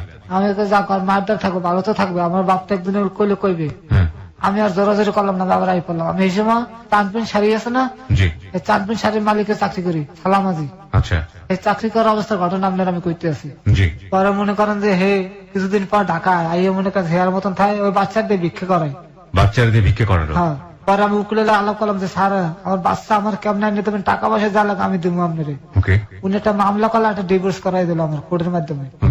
সে পলাই গেছে, এবার চুরি মামলা দিয়ে একটা ডিভোর্স করাই দেয় আমার উকিলের বুদ্ধিতে, আমি কিছু করিনি। আরে বাচ্চার লেগে একটা মামলা করেছে, কাগজপত্র আমাদের আছে, আপনার আমি দেখাইতে পারলাম না। আমি জানি ভালো আসছিলাম, হ্যাঁ এই বাসায় সবকিছু আছে আমার। ঠিক আছে, সমস্যা নেই, আপনি বলুন আপনার মতো করে। পরে ওই কাগজপত্র হ্যাঁ উকিলে ডিভোর্সটা করাই দেয়। পরে তো মনে করেন আমি ঢাকা রেন্টে করার লাগে জড়াই যাই। এদিকে বউ বাচ্চার কথা আমি এখন ভুললেই যেতে আছে, কিন্তু তারপর তো আমার কোনো ইয়ে ওঠে না। তারপর আপনি কি করলেন? পরে আমি তো রেন্টে করার লাগে জড়াই গেলাম, রেন্টে কারের সাথে জড়িয়ে গেলেন। এই সময়টা থেকে আপনার স্ত্রীকে আপনি ডিভোর্স দিয়ে দেওয়া বা এরকম কোনো চিন্তা ভাবনা করলেন যে আপনি যখন রেন্টে কারে জড়িয়ে যাচ্ছেন বা এরকম কোনো কিছু? উকিলে আমার জড়াই করাই দিল। উকিলে কি করে দিল? আমি বাচ্চা চাইলাম, বলে বাচ্চাটা তুমি ওই পাকান ডিভোর্স দাও। আচ্ছা, ডিভোর্স দিয়ে দিতে বললো। হ্যাঁ, তারপর উকিলে মনে করে হ্যাঁ ছবি চাইলে ছবি দিলাম, আমার ছবি দিলাম, বাচ্চার ছবি দিলাম, উকিল একটা চুরির মামলা দিয়া হ্যাঁ ডিভোর্স করাই দিল। চুরির মামলা মানে হচ্ছে আপনার ওয়াইফ চুরি করেছে, চুরি করে পালাই গেছে, চুরি করে পালিয়ে গেছে, এটা দিয়ে সে ডিভোর্স করিয়ে দিল। আপনার কোনো সমস্যা হলো না? না। আচ্ছা, আপনার ওয়াইফ কোনো অ্যাকশনও নিল না? না। আচ্ছা, পরে আমি ওয়াইফ জানতো যে আপনি তাকে ডিভোর্স দিয়েছেন? সবাই আমি জানাইছি যে আমি তার কিন্তু ডিভোর্স দিয়ে দিছি। কিছু নেই, বাচ্চাটাও নিয়ে চলে গেল। হ্যাঁ, বাচ্চাটা আমি দাবি করতে, কিন্তু বাচ্চা আমার দেখায় না, ধরতেও দেয় না। আচ্ছা, তারপর মাঝে মাঝে টাকা পয়সা লয়ে যেতে, টাকা পয়সা দিলে বাচ্চাটা দেখতে পাই। টাকা পয়সা দিলে বাচ্চাকে দেখতে দেয়? 500 টাকা দিলে আর ফল টল কিনে দিলে বাচ্চাটা দেখায়। আচ্ছা, ওই বাচ্চা কি এখন আপনার কাছে আছে নাকি? বাচ্চার মার কাছে কেরানীগঞ্জ আছে বাচ্চা বর্তমানে। বাচ্চার বয়স কত? 4 বছর। 4 বছর বয়স, তার মানে এটা 4 বছর আগের গল্প। জি। পরে আস্তে আস্তে আস্তে মনে করেন যে বাচ্চা রেন্টে কারের গল্প বলছিলেন। যে রেন্টে কারে মনে করেন আমি জড়াই গেলাম। হঠাৎ করে একদিন আমনেকে বসে একটা ছেলে পুরান টাকা থায় আইয়ে করলো যে আর একদিন আমি বিয়ে ডিউটি করছিলাম, হ্যাঁ করলাম। পরে এই লোকটা আমার একদিন এই স্থানে আমার খোঁজে যে ফারুক নামে একটা ড্রাইভার আছে, পরে আমার জানছে, পরে আমার কোন টাকা 500 টাকা 5000 টাকা ভাড়া, এই 1000 টাকা হয়ে নেবে, 4000 টাকা আমার দেবে, হারে দিতে আমি রাজি হয়ে গেছি। পরে ম্যাডামের দ্বারা লই আমার এই কিন্তু আপনি মেন ঘটনা আমি আইতেছি এখন। আচ্ছা, মেন ঘটনা, যে ঘটনা আমরা ফেসবুকে প্রচার করেছিলাম, যে কারণে আজকে উনি এই অনুষ্ঠানে, সেই ঘটনার ভিতরে আমরা ঢুকছি এবং ওনার যে ব্যাকগ্রাউন্ড সেটা আপনারা শুনলেন। জি, আমরা বিস্তারিত শুনতে চাই আপনার কাছ থেকে, একেবারে ইন ডিটেল, কোনো কিছুই খুব স্কেপ করবেন না, আপনি বলেন। হ্যাঁ, ওই লোকটাই আমার 5000, যে লোকটা আপনাকে ভাড়া করলো রেন্টে কার, কি বলে ভাড়া করেছিল? করলো যে 5000 টাকা ভাড়া কাগজে লেখা থাকবে, তুমি 4000 নেবে, 1000 আমার দেবা। আচ্ছা, আমি রাজি হয়ে গেছি। আচ্ছা, ওই সময়টাতে আপনাকে বললো যে 5000 সারাদিন ঘুরবে, মানে সকাল 9টায় যাবো, বিকাল 5টা হয়ে যতক্ষণ না ছাড়া থাকতে 5000 টাকা ভাড়া। আচ্ছা, আপনি রাজি হলেন? আমি রাজি হলাম। মানে উনি শুধু ঘুরবে? হ্যাঁ, ওই ম্যাডামে খালি ঘুরবে, কত ছিল এইটা প্রথম। আচ্ছা, পরে আমার লইয়ে মনে করেন যে বনানি আপনার লোকেশন বাড়ির নামটা কইতে হইবে, বলেন।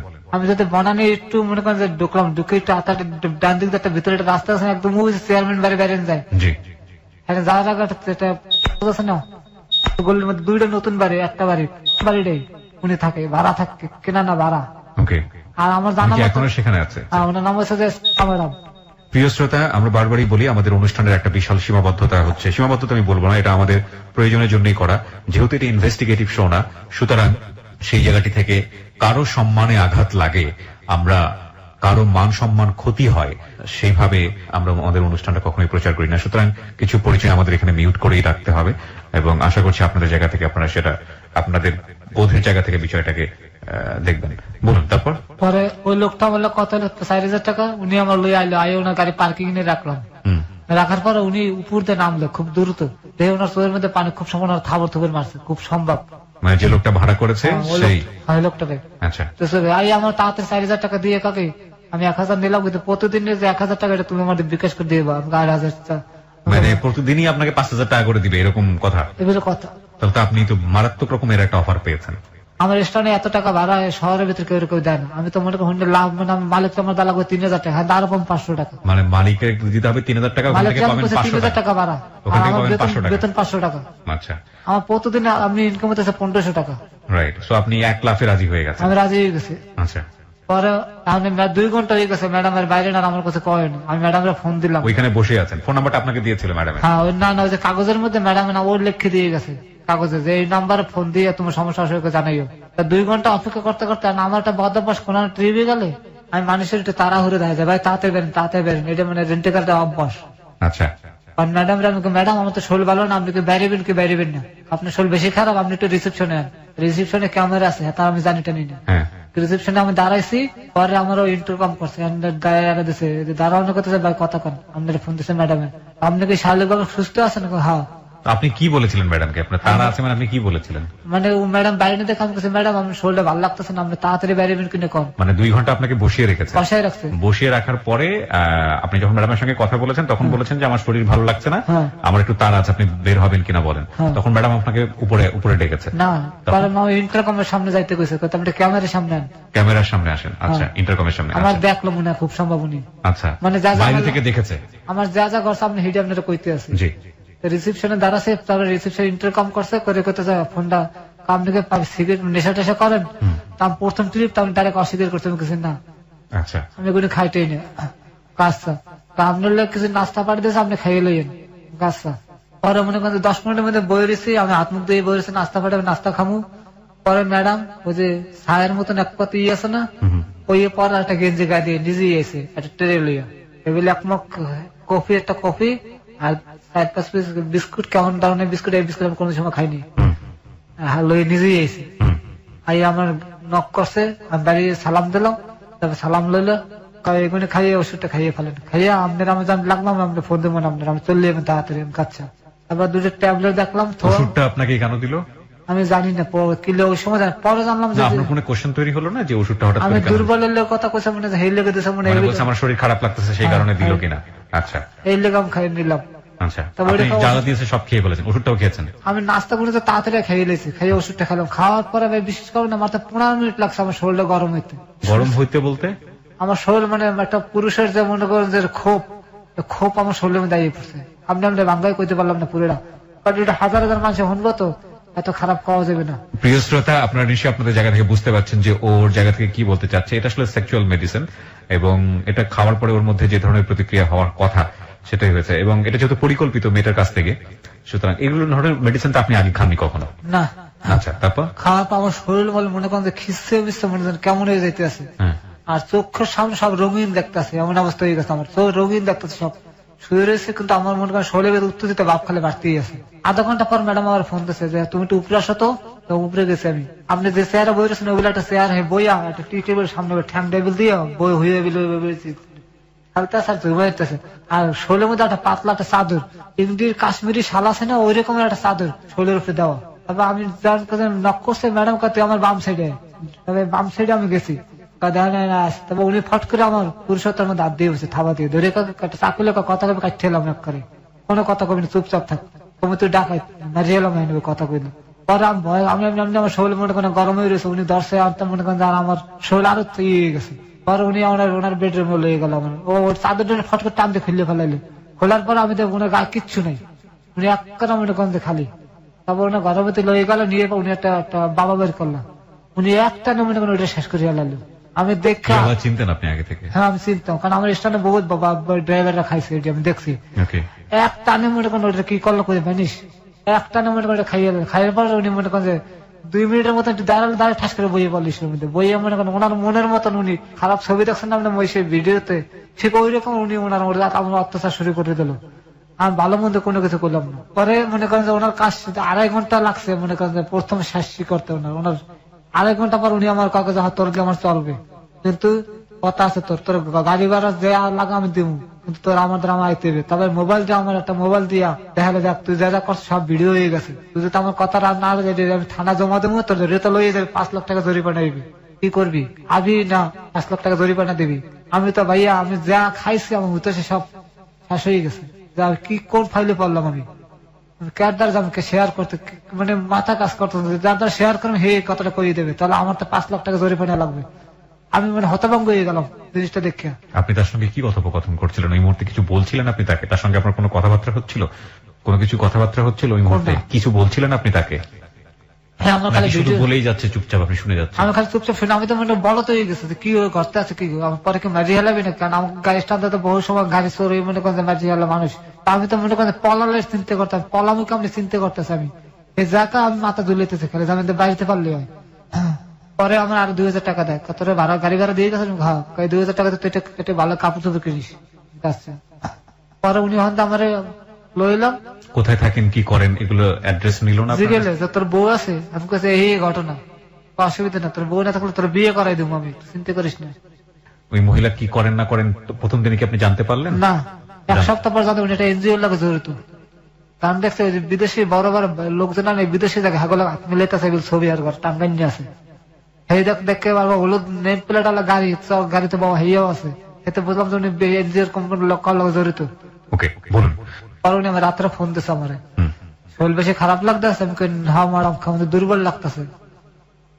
তুই ফার্মেসিতে যাইয়া 2টা AIDS প্লাস কিনবি, 2টা AIDS প্লাস আর একটা গ্যাস্ট্রিকের ছাকলো কিনবি, কিনে খাইয়ে শুয়ে থাক, আর দুধ খাওয়া যায়, ডিম 80 ডিম খাওয়া যাইয়া।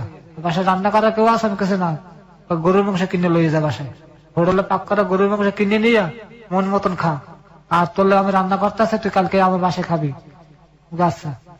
পরদিন মনে করেন যে 11টার সময় ফোন দিছে, তুই গাড়ি লিয়ে আমার বাসায় বাইরে।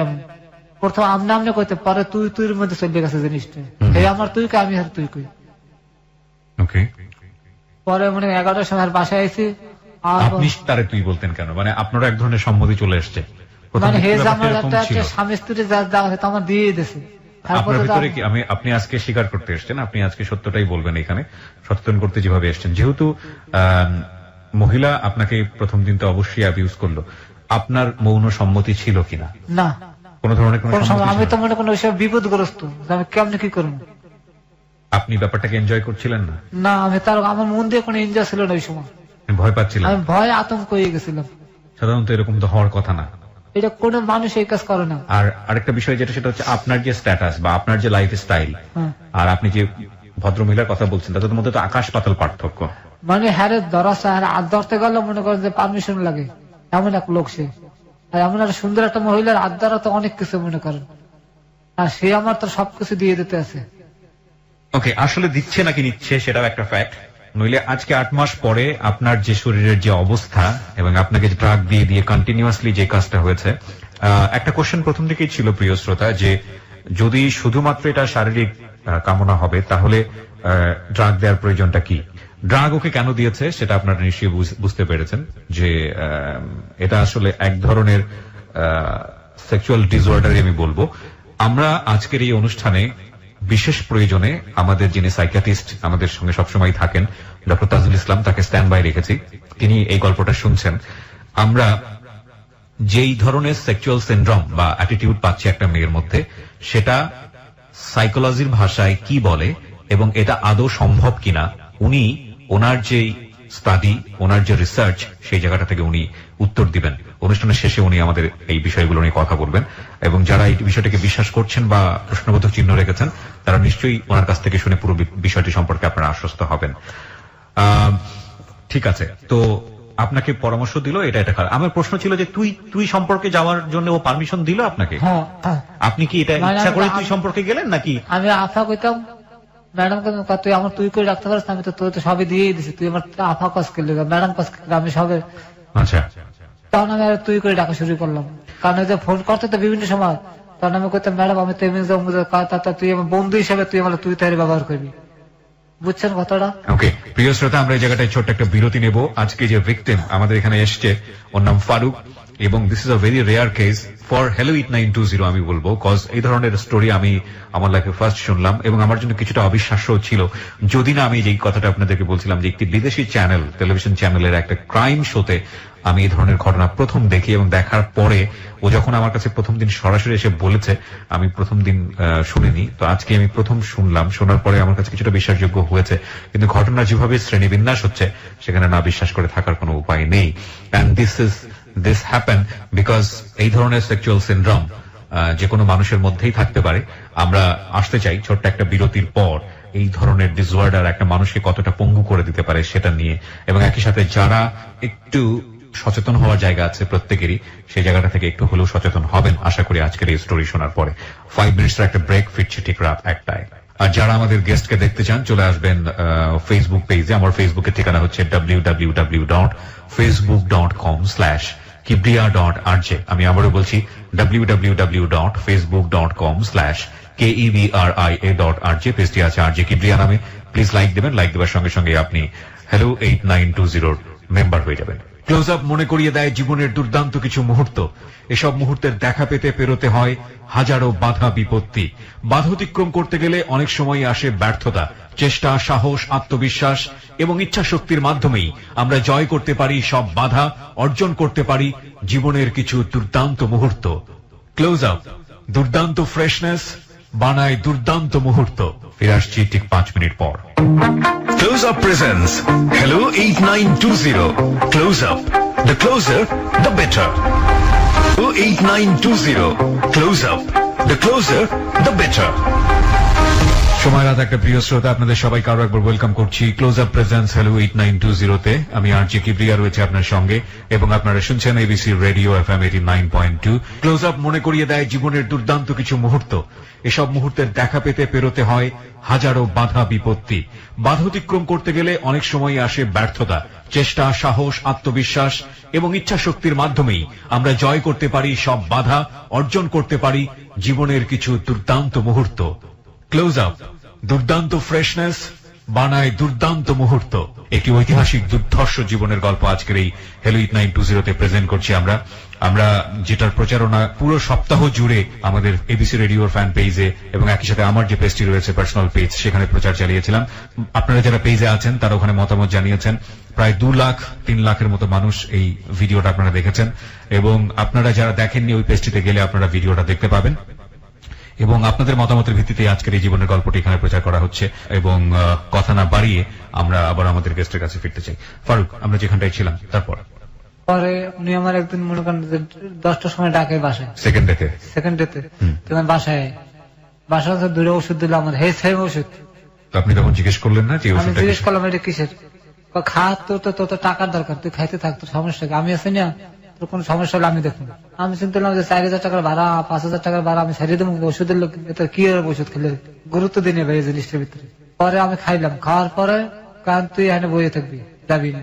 পরে মনে ঘন্টা 2 পর কত শরীর আগের মতন হয়েছে, খাওয়া ম্যাডাম গরম হয়ে গেছে, আমি নামতেছি নিচে। কোন একটা বোরকার মতন কেমন যেন মনে করেন এক পথ কি যেন পড়লো বুঝলাম না, ভিতরে গেছে না বোরকার মতন আর কি। ওই পরে গাড়ির মধ্যে উঠলো, উঠতে কাল চল বুরসাটার গল্ফ ক্লাব আছে, গল্ফ ক্লাব গায়ে কারো যেন ফোন দিলে এক মহিলা গাইলে, হ্যাঁ সে কেউ দেখতে সুন্দর কিন্তু বয়স কম। এই মায়ের এক কেজি বিয়ে লয়ে এলো, আই আমার কোলে ব্যাগডালা খুলুন, ব্যাগডালা খুলছি, 12টা বিয়ের গাড়ির মধ্যে উড়ে এলো, উড়ে চলেন। তারপরে বনানে ফেলার উপর দিয়ে ভিতরে একটা ইয়ে আছে না, ওই অনেক হাউজিং, ওই জায়গায় মায়ের ওই জায়গায় ভাড়া থাকে, আর বাসায় এলাম। আর গাড়ির মধ্যে ভাই বিয়ার খাইছে, আমার হাতে আমি বিয়ার খাইনি, আমার তেমনি মনে করেন শরীর মনে আগুন যাইতেছে। পরে বাসায় আইলাম, আর পরে আমার রুমে লেগে গেল। আপনি কি ওষুধের নামটা পুরো সময় কখনো জানতে পেরেছেন যে কি ওষুধ? আপনার দিকে ওষুধটা কিভাবে আসতো? পুরো খোলা অবস্থায় আসতো? খোলা কোনো লেবেল নাই, লেবেল থাকলে আমি চিনি হলাইতে পারতাম। আচ্ছা, ওষুধটা কটা দিত? 2টা দিত আপনাকে? 2টা। কালার কি? সাদা একটা আছে যে আপনার কি কালার, মানে কালার সবুজের মতন, কি দিয়ে দেখা না। ঠিক আছে বলেন, সমস্যা সবুজ। এটা কি ক্যাপসুল ছিল না ক্যাপসুল সাইজ ছিল? একটা ছিল ক্যাপসুল, একটা ছিল ট্যাবলেট। ট্যাবলেট আছে জানেন, মাছের চক্ষু আছে না, মাছের চক্ষুর মতো। ওকে, বলেন তারপর। মাছের চক্ষুর মতো এই 2 একলা খাওয়াই দিত আমারে, নিজে খাওয়াই দিত, খা। আমি কইতাম ম্যাডাম কি হবে আমার এটা খাইয়া? তুই আনন্দ পাইতেছস, টাকা পাইতে আসস, আর কি চাস? তো জিজ্ঞেস করার দরকার নেই, আর তোর তো এত ভাবার চিন্তা নেই। আর আমি তো আছি, টাকা লাগলো তোর টাকা দেবো। একদিন আমার 1 লাখ টাকা একটা বান্ডিল দিয়েছে, তোর খরচা করে নিয়ে যা। আমি আর টাকা ধরিনি। টাকা ধরেনি কেন? একলা আমার মন পরীক্ষা করতেছে আমার। ও মানে মনে হয়েছে যে মন পরীক্ষা করছে। আমি টাকা টেবিলে টাকা পরিয়ে রয়েছে, আমি টাকা ধরিনি। পরে দুজনে আমার বাসা লয়ে গেল, নিয়ে গরু মাংস আসলো আর রান রুটি এই দিল আমার খাইতাম, মন ভরে আমি খাইছি। ওগুলি খাওয়ার পরে মনে করেন দুজনে আইসে, কেউ গা কাপড় চোপড় ছিল না। একটা ইংলিশ ছবির মতন যেবিলে মানুষ ইউজ করে, আমার হেবিলে ইউজ করছে আমার। আমি তো চুপচাপ মনে করে পড়েছি, ওনার মতন ওটা যেবিলে চাই করছে, হেবিলে দুজনে মিললে কই করছে। আর কোলে আসতে শান্তি জীবনের কাছে পাবি, আমি তো কথা কইনি। আর ভাড়া পাইতেছে অসুবিধা। ওই ম্যাডাম আবার যাওয়ার সময় দিলাম 2000 টাকা আমার, তোর ইসে আমার খুশি। পরে মনে করেন যে হ্যাঁ বিদে করে দিয়ে আমি গোসল দিয়ে আমার সারিয়ে দিল 2টার সময়, খাওয়া দাওয়া সারিয়ে দিল, যাওয়ালাম। ফোন দিলে আই করবে কিন্তু, আর এই ম্যাডাম ফোন দিলে আবি না। আমি ফোন দিলে আবি না, এই ম্যাডাম তো কোনো সব ফোন তো আবি না। এই ম্যাডাম কিন্তু ভালো না, মানুষ কর। আমাকে সামনে ফোন দিলাম, 2 ম্যাডামের মধ্যে একদিন বাজাবাজি হইলো। আমার ওষুধ খাওয়া দিচ্ছে এই ম্যাডামে, আর ওই ম্যাডাম আমার অ্যাড্রেস লই আমার ওই সিস্টা নেই পারছে। ওনার নাম আর এই কইতেছে ফারুক নামে একটা ড্রাইভার আছে, আমার মালিকের লোক সরাসরি দেখা যাচ্ছে তো আমার ড্রাইভার, নাম্বারটা দেন।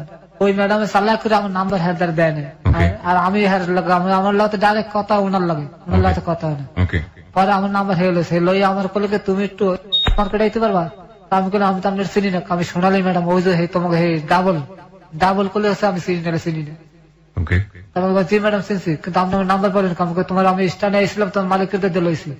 পরে আমি স্কয়ার মার্কেট একটা রিক্সা লয়ে আই পড়ছি, আর ম্যাডাম রে ম্যাডামকে আমি একটা পুরোনো একটা গাড়ি কিনে আমি তোমার দিয়ে দিই, কিন্তু তুমি আমার লগে থাকবা। রাজি কহিলাম গাড়ি আনতে দেখুন, আমি বলছি না ম্যাডাম এত তাড়াতাড়ি আমি ওনার লোক কথা না, ওনারা বাদ দাও, দুজনের ভিতরে টানাটানি লেগে গেল। আপনি ওই মহিলার কাছ থেকে সরে এসে পুলিশে কেন যেতে পারছেন না? ভাই বাংলাদেশের পুলিশের খবর আপনি জানেন না, আর হাল্লাগা যে সমস্ত লোকের পরিচয়, আমার যে কোনো মামলা আমরা দিয়ে দিতে পারবে, কোন চক্ষু বুঝা হাল্লা যে সমস্ত লোকের পরিচয় আছে। This is absolutely true for perception, মানে ওর জায়গা থেকে এটা পারসিভ করাটা খুবই ইজি, কারণ ও যার সাথে ডিল করছে ভয়াবহ রকমের, ওর লেভেল থেকে ভয়াবহ রকমের শক্তিশালী মানুষ, এবং ও কিছুই করতে পারবে না ইনফ্যাক্ট যদি ওকে আইনের মার প্যাচে ফেলে দেয়। আর এই যে ভিডিওটা করে ওনাকে ভয় দেখিয়েছে প্রথম দিকে, যদি বেশি বাড়াবাড়ি করিস তাহলে ভিডিওটা সারা জীবনের জন্য। চিন্তা করে দেখুন প্রযুক্তি আমাদেরকে কতটা বিপদে ফেলতে পারে। এই যে ট্যাবলেট, এটাও একটা প্রযুক্তি, এই যে ভিডিও, এটাও একটা প্রযুক্তি। জি আপনি বলুন। তারপরে ওনারা দুজন গন্ডগোল লেগে গেছে, দুজনের মধ্যে গন্ডগোল, না আমার কেউ ডাকে না, উনিও ডাকে না উনিও ডাকে না, কিন্তু আমার শরীরে আমার অবস্থা হয়ে গেছে, আমার না কোনো নাম আসলে আমার শরীর ঠিক থাকতে আসে না। আচ্ছা, ওষুধ খাওয়ার পর আমি এমনি মনে করেন নারীদের উপরে নিজেই পড়ছি, যেমনটা তেন আমার ওষুধ দেয় না, কিন্তু ওই টাচ আমার শুধু সারাক্ষণ আমার শরীরের ভিতরে মনে করেন যে আমি গুলিস্তানের হোটেল আছে, কারণ আমি এই জায়গায় যাওয়া শুরু করে দিলাম, কদিন পারতেছি না, প্রতিদিন 4 থেকে 5 জনের লোক আমার মেলামেশা করতে হইতেছে, আমার অনেক টাকা নষ্ট হইতেছে।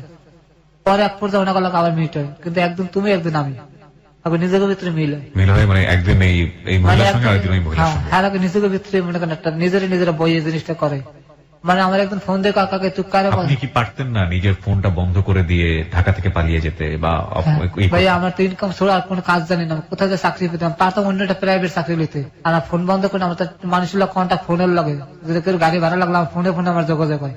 মানে ফোনটা বন্ধ করলে তো আপনার এই কন্ট্যাক্ট আর থাকবে না। ওকে বলুন তারপর। পরে এখন নিজেকে ভিতরে একটা কন্ট্যাক্ট হয়, এই মনে করেন আমার মরণের দিকে আস্তে আস্তে আমি গেলাম।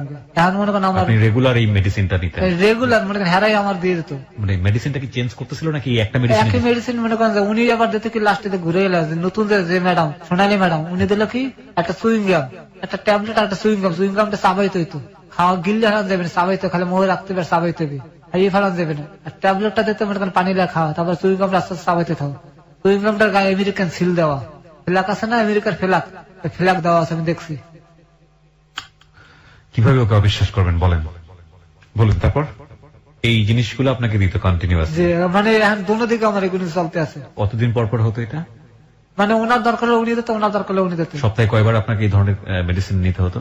4 বার। তো মনে করেন ধরে 4 বার হইবি, অন এভারেজ সপ্তাহে আপনি 4 বার এই ধরনের মেডিসিন নিতেন। মনে করেন বৃহস্পতিবার অত উনি, মানে শুক্রবার উনি, মানে 2টা দিন ওনাকে থাকতেই। এবং আপনার সঙ্গে যখন এদের সম্পর্ক ওটা হতো তখন কিরকম, এই আপনি যেটা বলছিলেন প্রথম দিকে 2 ঘন্টা ব্যাপার, এইগুলো কি এরকমই? 2 ঘন্টা 2.5 ঘন্টা আমার থাকতো, কোনো রকম কমতি না। 2 ঘন্টার ভিতরে আমার কোনো রাও নষ্ট হইতো না। এবং এই 2 ঘন্টা 2.5 ঘন্টা করে ওনাদের সঙ্গে মিশতে হইতো। ওনার মতন, মানে সোজা কথা ইংলিশ ছবি। এখানে আপনার কোনো রোল থাকতো না, যা করার ওনারাই করতেন, খালি আমি শুয়ে থাকতাম এই বেডে। পরে আস্তে আস্তে মনে করেন আমি। আপনি কি বুঝতে পারছিলেন যে আপনার শরীরের মধ্যে একটা পরিবর্তন আসছে, বা হঠাৎ করে আসে নাকি ধীরে ধীরে আসে? না, হঠাৎ করে পারে আদিত দিয়ে আমার শক্তি কমে যায়, বইয়ে পড়তো হঠাৎ করে, দাঁড়ায় বেশিক্ষণ আসলে পাওয়া যাচ্ছে। কয় মাস পরে বুঝলেন এই সম্পর্কে? 3 মাসের পর মাথায়। 3 মাসের মাথায় আপনি বুঝলেন, তখন কি আপনি কি করলেন বোঝার পর? আমি মনে করেন যে 5টা ফার্মেসির পরামর্শ নিলাম, আমারে ক্যালসিয়াম ওষুধ দেয়। ফার্মেসির সাথে ডাক্তারের সাথে কথা বললেন না? না। কেন বললেন না? ওই ফার্মেসিওয়ালার কাছে আমি খুব বিশ্বাস করি, কোনো অসুবিধা হলে আমি হেডদারে যাই। ফার্মেসি, এটা কিন্তু আমরা অনেকেই করি, আমরা ডাক্তারের কাছে না গিয়ে ফার্মাসিস্ট যারা আছে ওদেরকে বলি, ওরা একটা মেডিসিন আমাদেরকে দিয়ে দেয় এবং সেটা আমরা বিশ্বাসে ঘিরে ফেলি। মেডিসিনের রিয়াকশন যে কতটা ভয়াবহ রে ভাই, আপনারা প্লিজ ডাক্তারের পরামর্শ ছাড়া কারো কাছ থেকে, ইভেন অনেকেই এটা করেন যে একটা সময় একটা ওষুধ দিয়ে দিয়েছে, ওটা দিয়ে ভালো হয়েছে 2 বছর আগে, সুতরাং 2 বছর পর একই প্রবলেম দেখেছে, ওই ওষুধ খেয়েছে এবং এটা রিয়াকশন ভয়াবহ হয়েছে। অনেকেই এই ভুলটাও করেন, প্লিজ এটা করবেন না।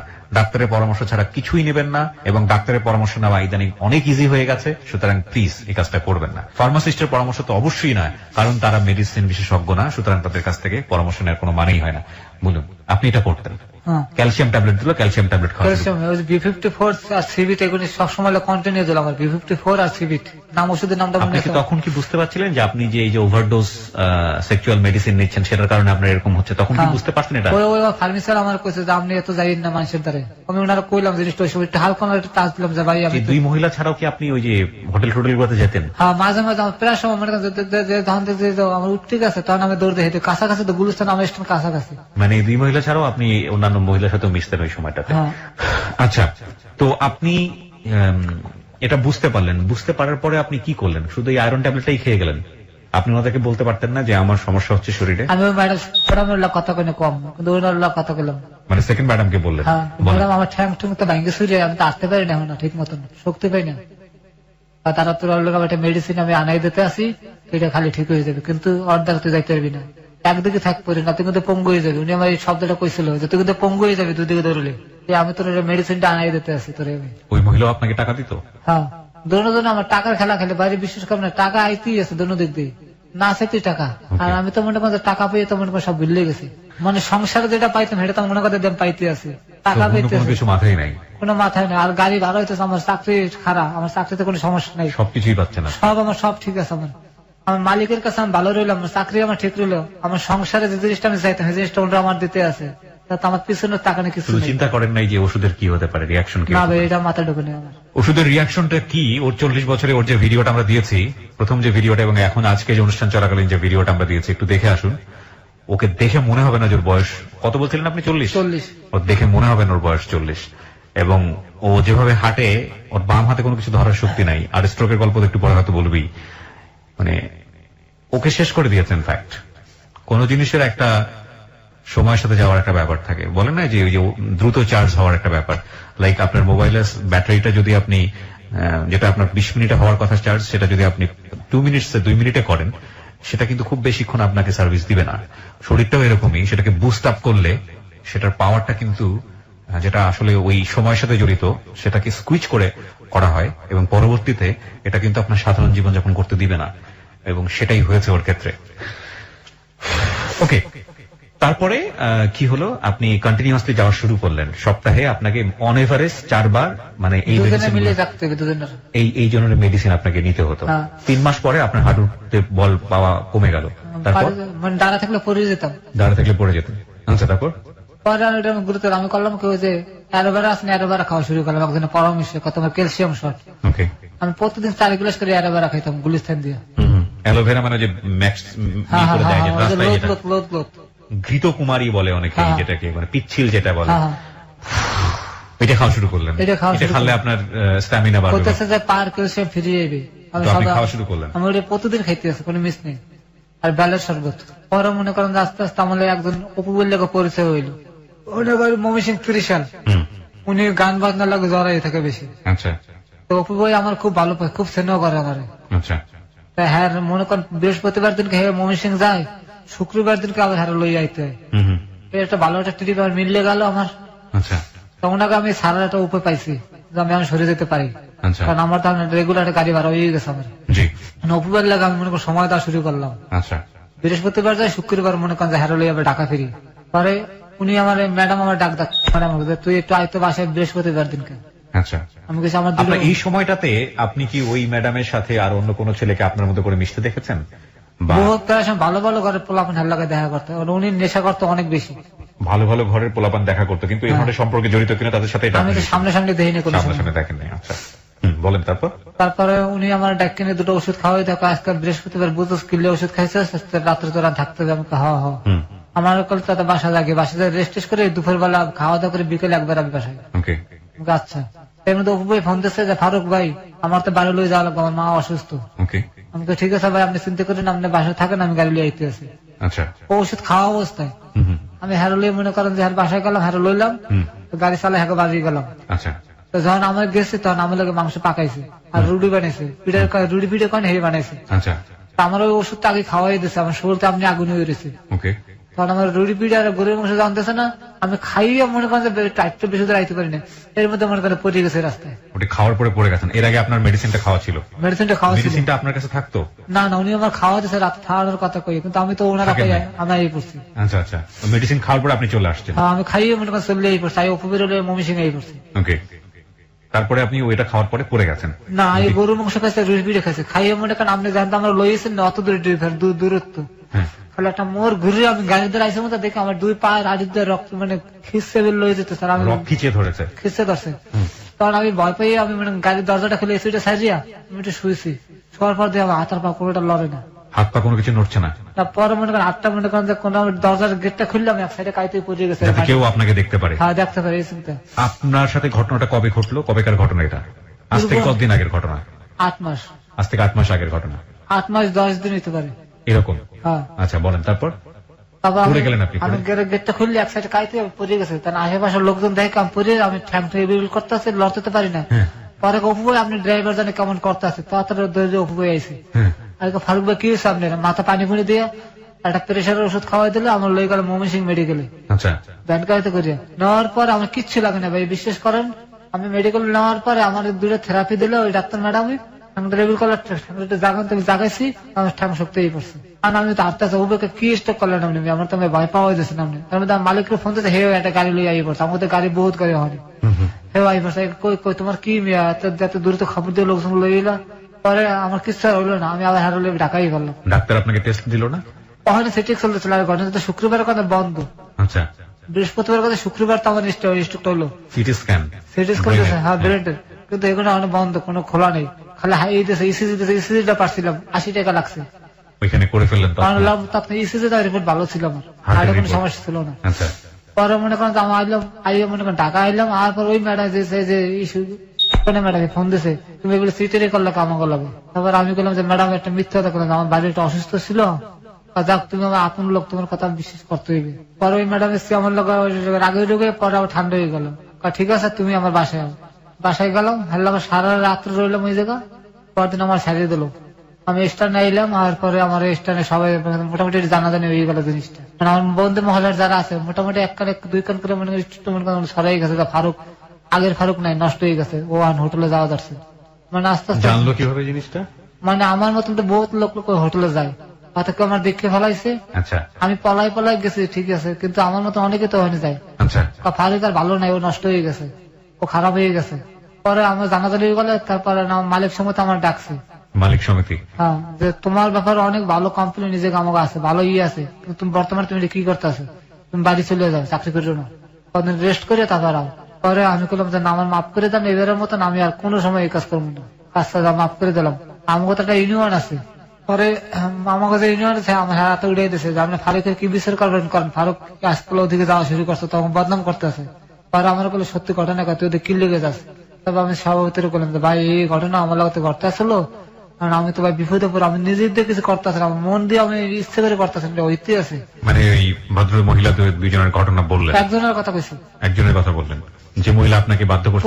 প্রথম যার কথা কইলাম। আচ্ছা, পরে করলাম কি ঠিক আছে আমি ব্যবস্থা নেব, তুই বদলি তোর জন্য ম্যাডামের জন্য ডাকবেন না, তুই আমার ডিউটিটা আমার দিবি, আমার সভাপতি কইলো।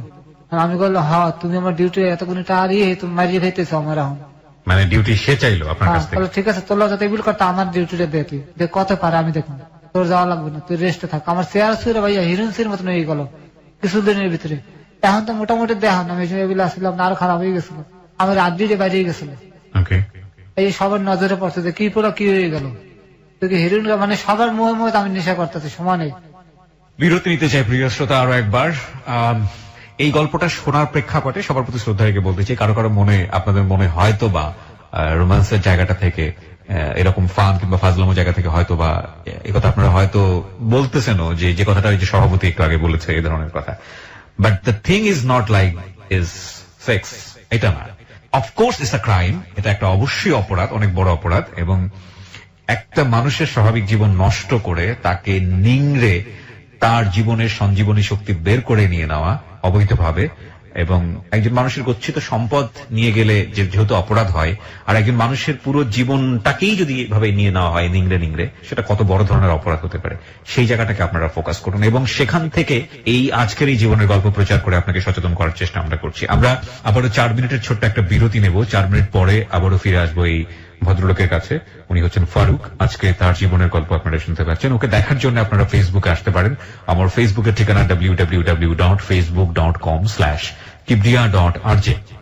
আমি আবারও বলছি www.facebook.com/KEBRIA.RJ। পেজটি আছে আরজে কিবরিয়া নামে। এন্ড প্লিজ আপনারা পেজটিতে লাইক দিয়ে দেবেন। লাইক দেওয়ার সঙ্গে সঙ্গে আপনি আমার হ্যালো 8920 মেম্বার হয়ে যাবেন এবং এই পেজটি থেকে আপনি আমার যে অনুষ্ঠানগুলো আছে সেই অনুষ্ঠানগুলো সম্পর্কে যাবতীয় আপডেট পাবেন। এবং আপনারা জানেন যে আমি খুব সম্প্রতি নতুন আরেকটি অনুষ্ঠান শুরু করেছি, যেটি প্রচার করা হচ্ছে শনিবার বিকেল 3টায়। এই অনুষ্ঠানটি আমার অন্তরের একটা অনুষ্ঠানটার নাম হচ্ছে জননী। আপনাদের সবারই একবার করে মায়ের প্রতি ভালোবাসা থেকে এই অনুষ্ঠানটি শোনা উচিত। শনিবার বিকেল 3টায় শুরু হয়, 3টা 10 থেকে 4টা পর্যন্ত, 1 ঘন্টার খুবই অল্প সময়ের জন্য, এবং নিশ্চয়ই আপনারা অনুষ্ঠানটা মিস করবেন না। জননী প্রতি শনিবার বিকেল 3টায়। ক্লোজ আপ মনে করিয়ে দেয় জীবনের দুর্দান্ত কিছু মুহূর্ত। এসব মুহূর্তের দেখা পেতে পেরোতে হয় হাজারো বাধা বিপত্তি। বাধা অতিক্রম করতে গেলে অনেক সময় আসে ব্যর্থতা।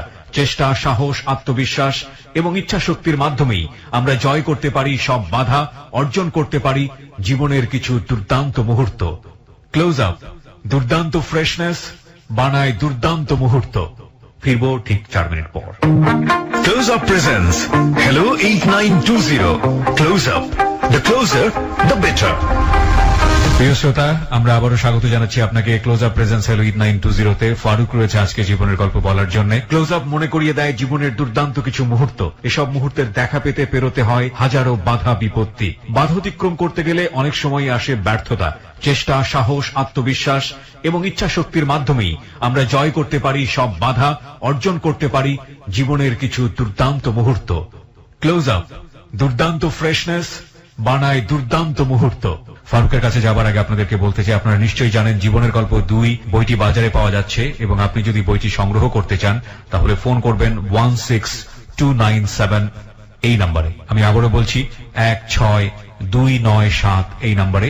বইটি আপনি রকমারি.com থেকে কালেক্ট করতে পারবেন মাত্র 150 টাকায়। হ্যাঁ, আমরা ফারুক কথা না বাড়িয়ে আবারও আপনার কাছে ফিরছি।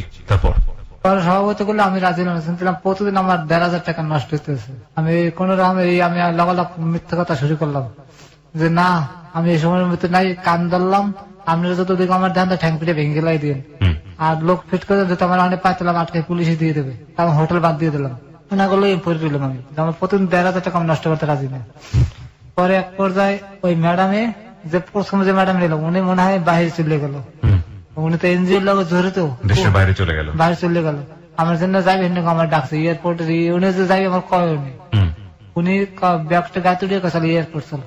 এয়ারপোর্ট আসলাম, গাড়িতে যে আমার যে ঘটনাগুলি করছে এগুলো আপনারা কইতেছি।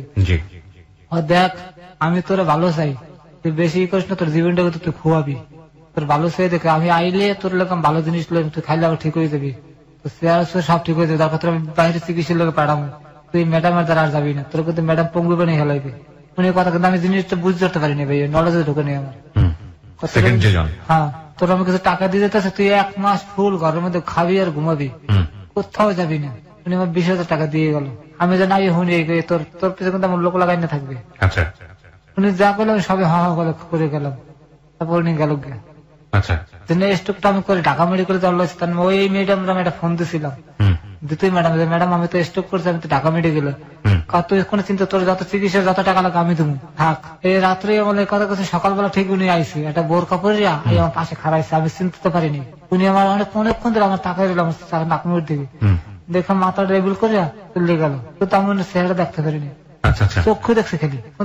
কত সে রাত্রে, আর ওই সময় আমার বউ আমার লগে, মানে জানতো যে আপনি ধরনের পেশার সঙ্গে জড়িত আছেন? না না না, হাল্লা তো আমার কোনো সম্পর্কই নাই না। ইউনিয়নে তখন আমি স্টক করছি, তখন লগালগ আমি মনে করি মানে খুব কাছের মনে করি এখন ফোন দিয়েছে রাত্রি যে ভাই আমার শরীরের অবস্থায় বিলে, আর সকালবেলা আমার বাসায় পড়ছে। আচ্ছা, সিএনজিতে করে আমার ঢাকা মেডিকেল লইছে। এটা কি আপনার সেকেন্ড টাইম স্ট্রোক? জি জি, সেকেন্ড টাইম স্ট্রোক। তখন ওই যে আমাকে ইউনিয়নে কাগজপাতি দেওয়া থাকে, আর সবার আপন জনের নাম্বার টাম্বার মোবাইল নাম্বার ওটার মধ্যে দেওয়া থাকে। ওকে। আমার ওই সময় আমার বোন নাম্বার দেওয়া আসল আমার। ওকে। হিসেবে আমার ডিভোর্স হয়নি। ওকে। ওই কাগজপত্রের মধ্যে ওই নাম্বার খুঁজে দেবে, আমি ছোট ভাইয়ের নাম্বার এই সব পাইছি। ওই সবার ফোন দিছে, বাড়িতে যখন ফোন দিছে তখন আমার মা মনে করছে আমার কাছে অনেক টাকা আছে, আর এটা আমি জিরো, কিছু নেই আমার লাগে। ওকে। পরে আমার বোন লাগে আমার মাল লাগে বাজা বাজে মেডিকেলে বই। ওকে। বই করে এখানে চিকিৎসা করা আমার স্বামী তালাক দিতে কি হয়েছে আমি হারে ছাড়বো না।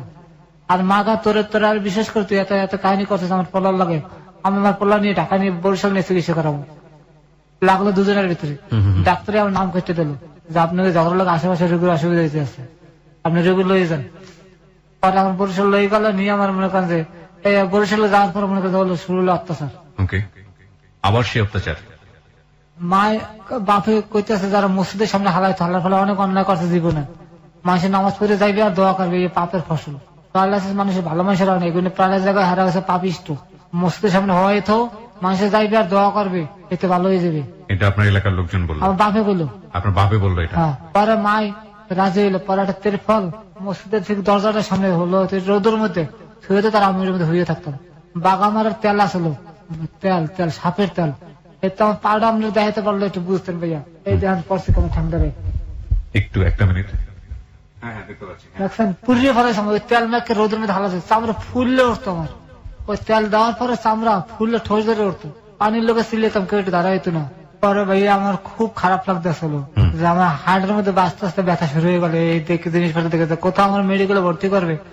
আমার বউরের আমি খারাপ করে ভালো করে করছে জানেন, আমার ইউনিয়ন থেকে টাকা উড়েছে। হ্যাঁ, ও আই আমার চিকিৎসার দায়ভার লইলো যে আমার স্বামীর আমার হালাত দিবে হোক, একটা মানুষরা বাঁচানোর চেষ্টা করে যাই। আর ওই 4,000 টাকা যাওয়ার দ্বারা আমি জানি না, ওকে তোমার সমিতি দিয়ে 4,000 টাকা দিছে। আমি ওই আগের কথা ভুলে গেলাম, যা ও আমার পাশে দাঁড়াইছে তো। পরে 4,000 টাকা সিটি স্ক্যান করলো, রক্ত পরীক্ষা করলো, আমার সবাই ধরে নিয়েছে যে আমার অন্য কোন রোগ হয়েছে। হ্যাঁ, পরে রক্ত পরীক্ষার মধ্যে কিচ্ছু পাইলো না, ফ্রেশ।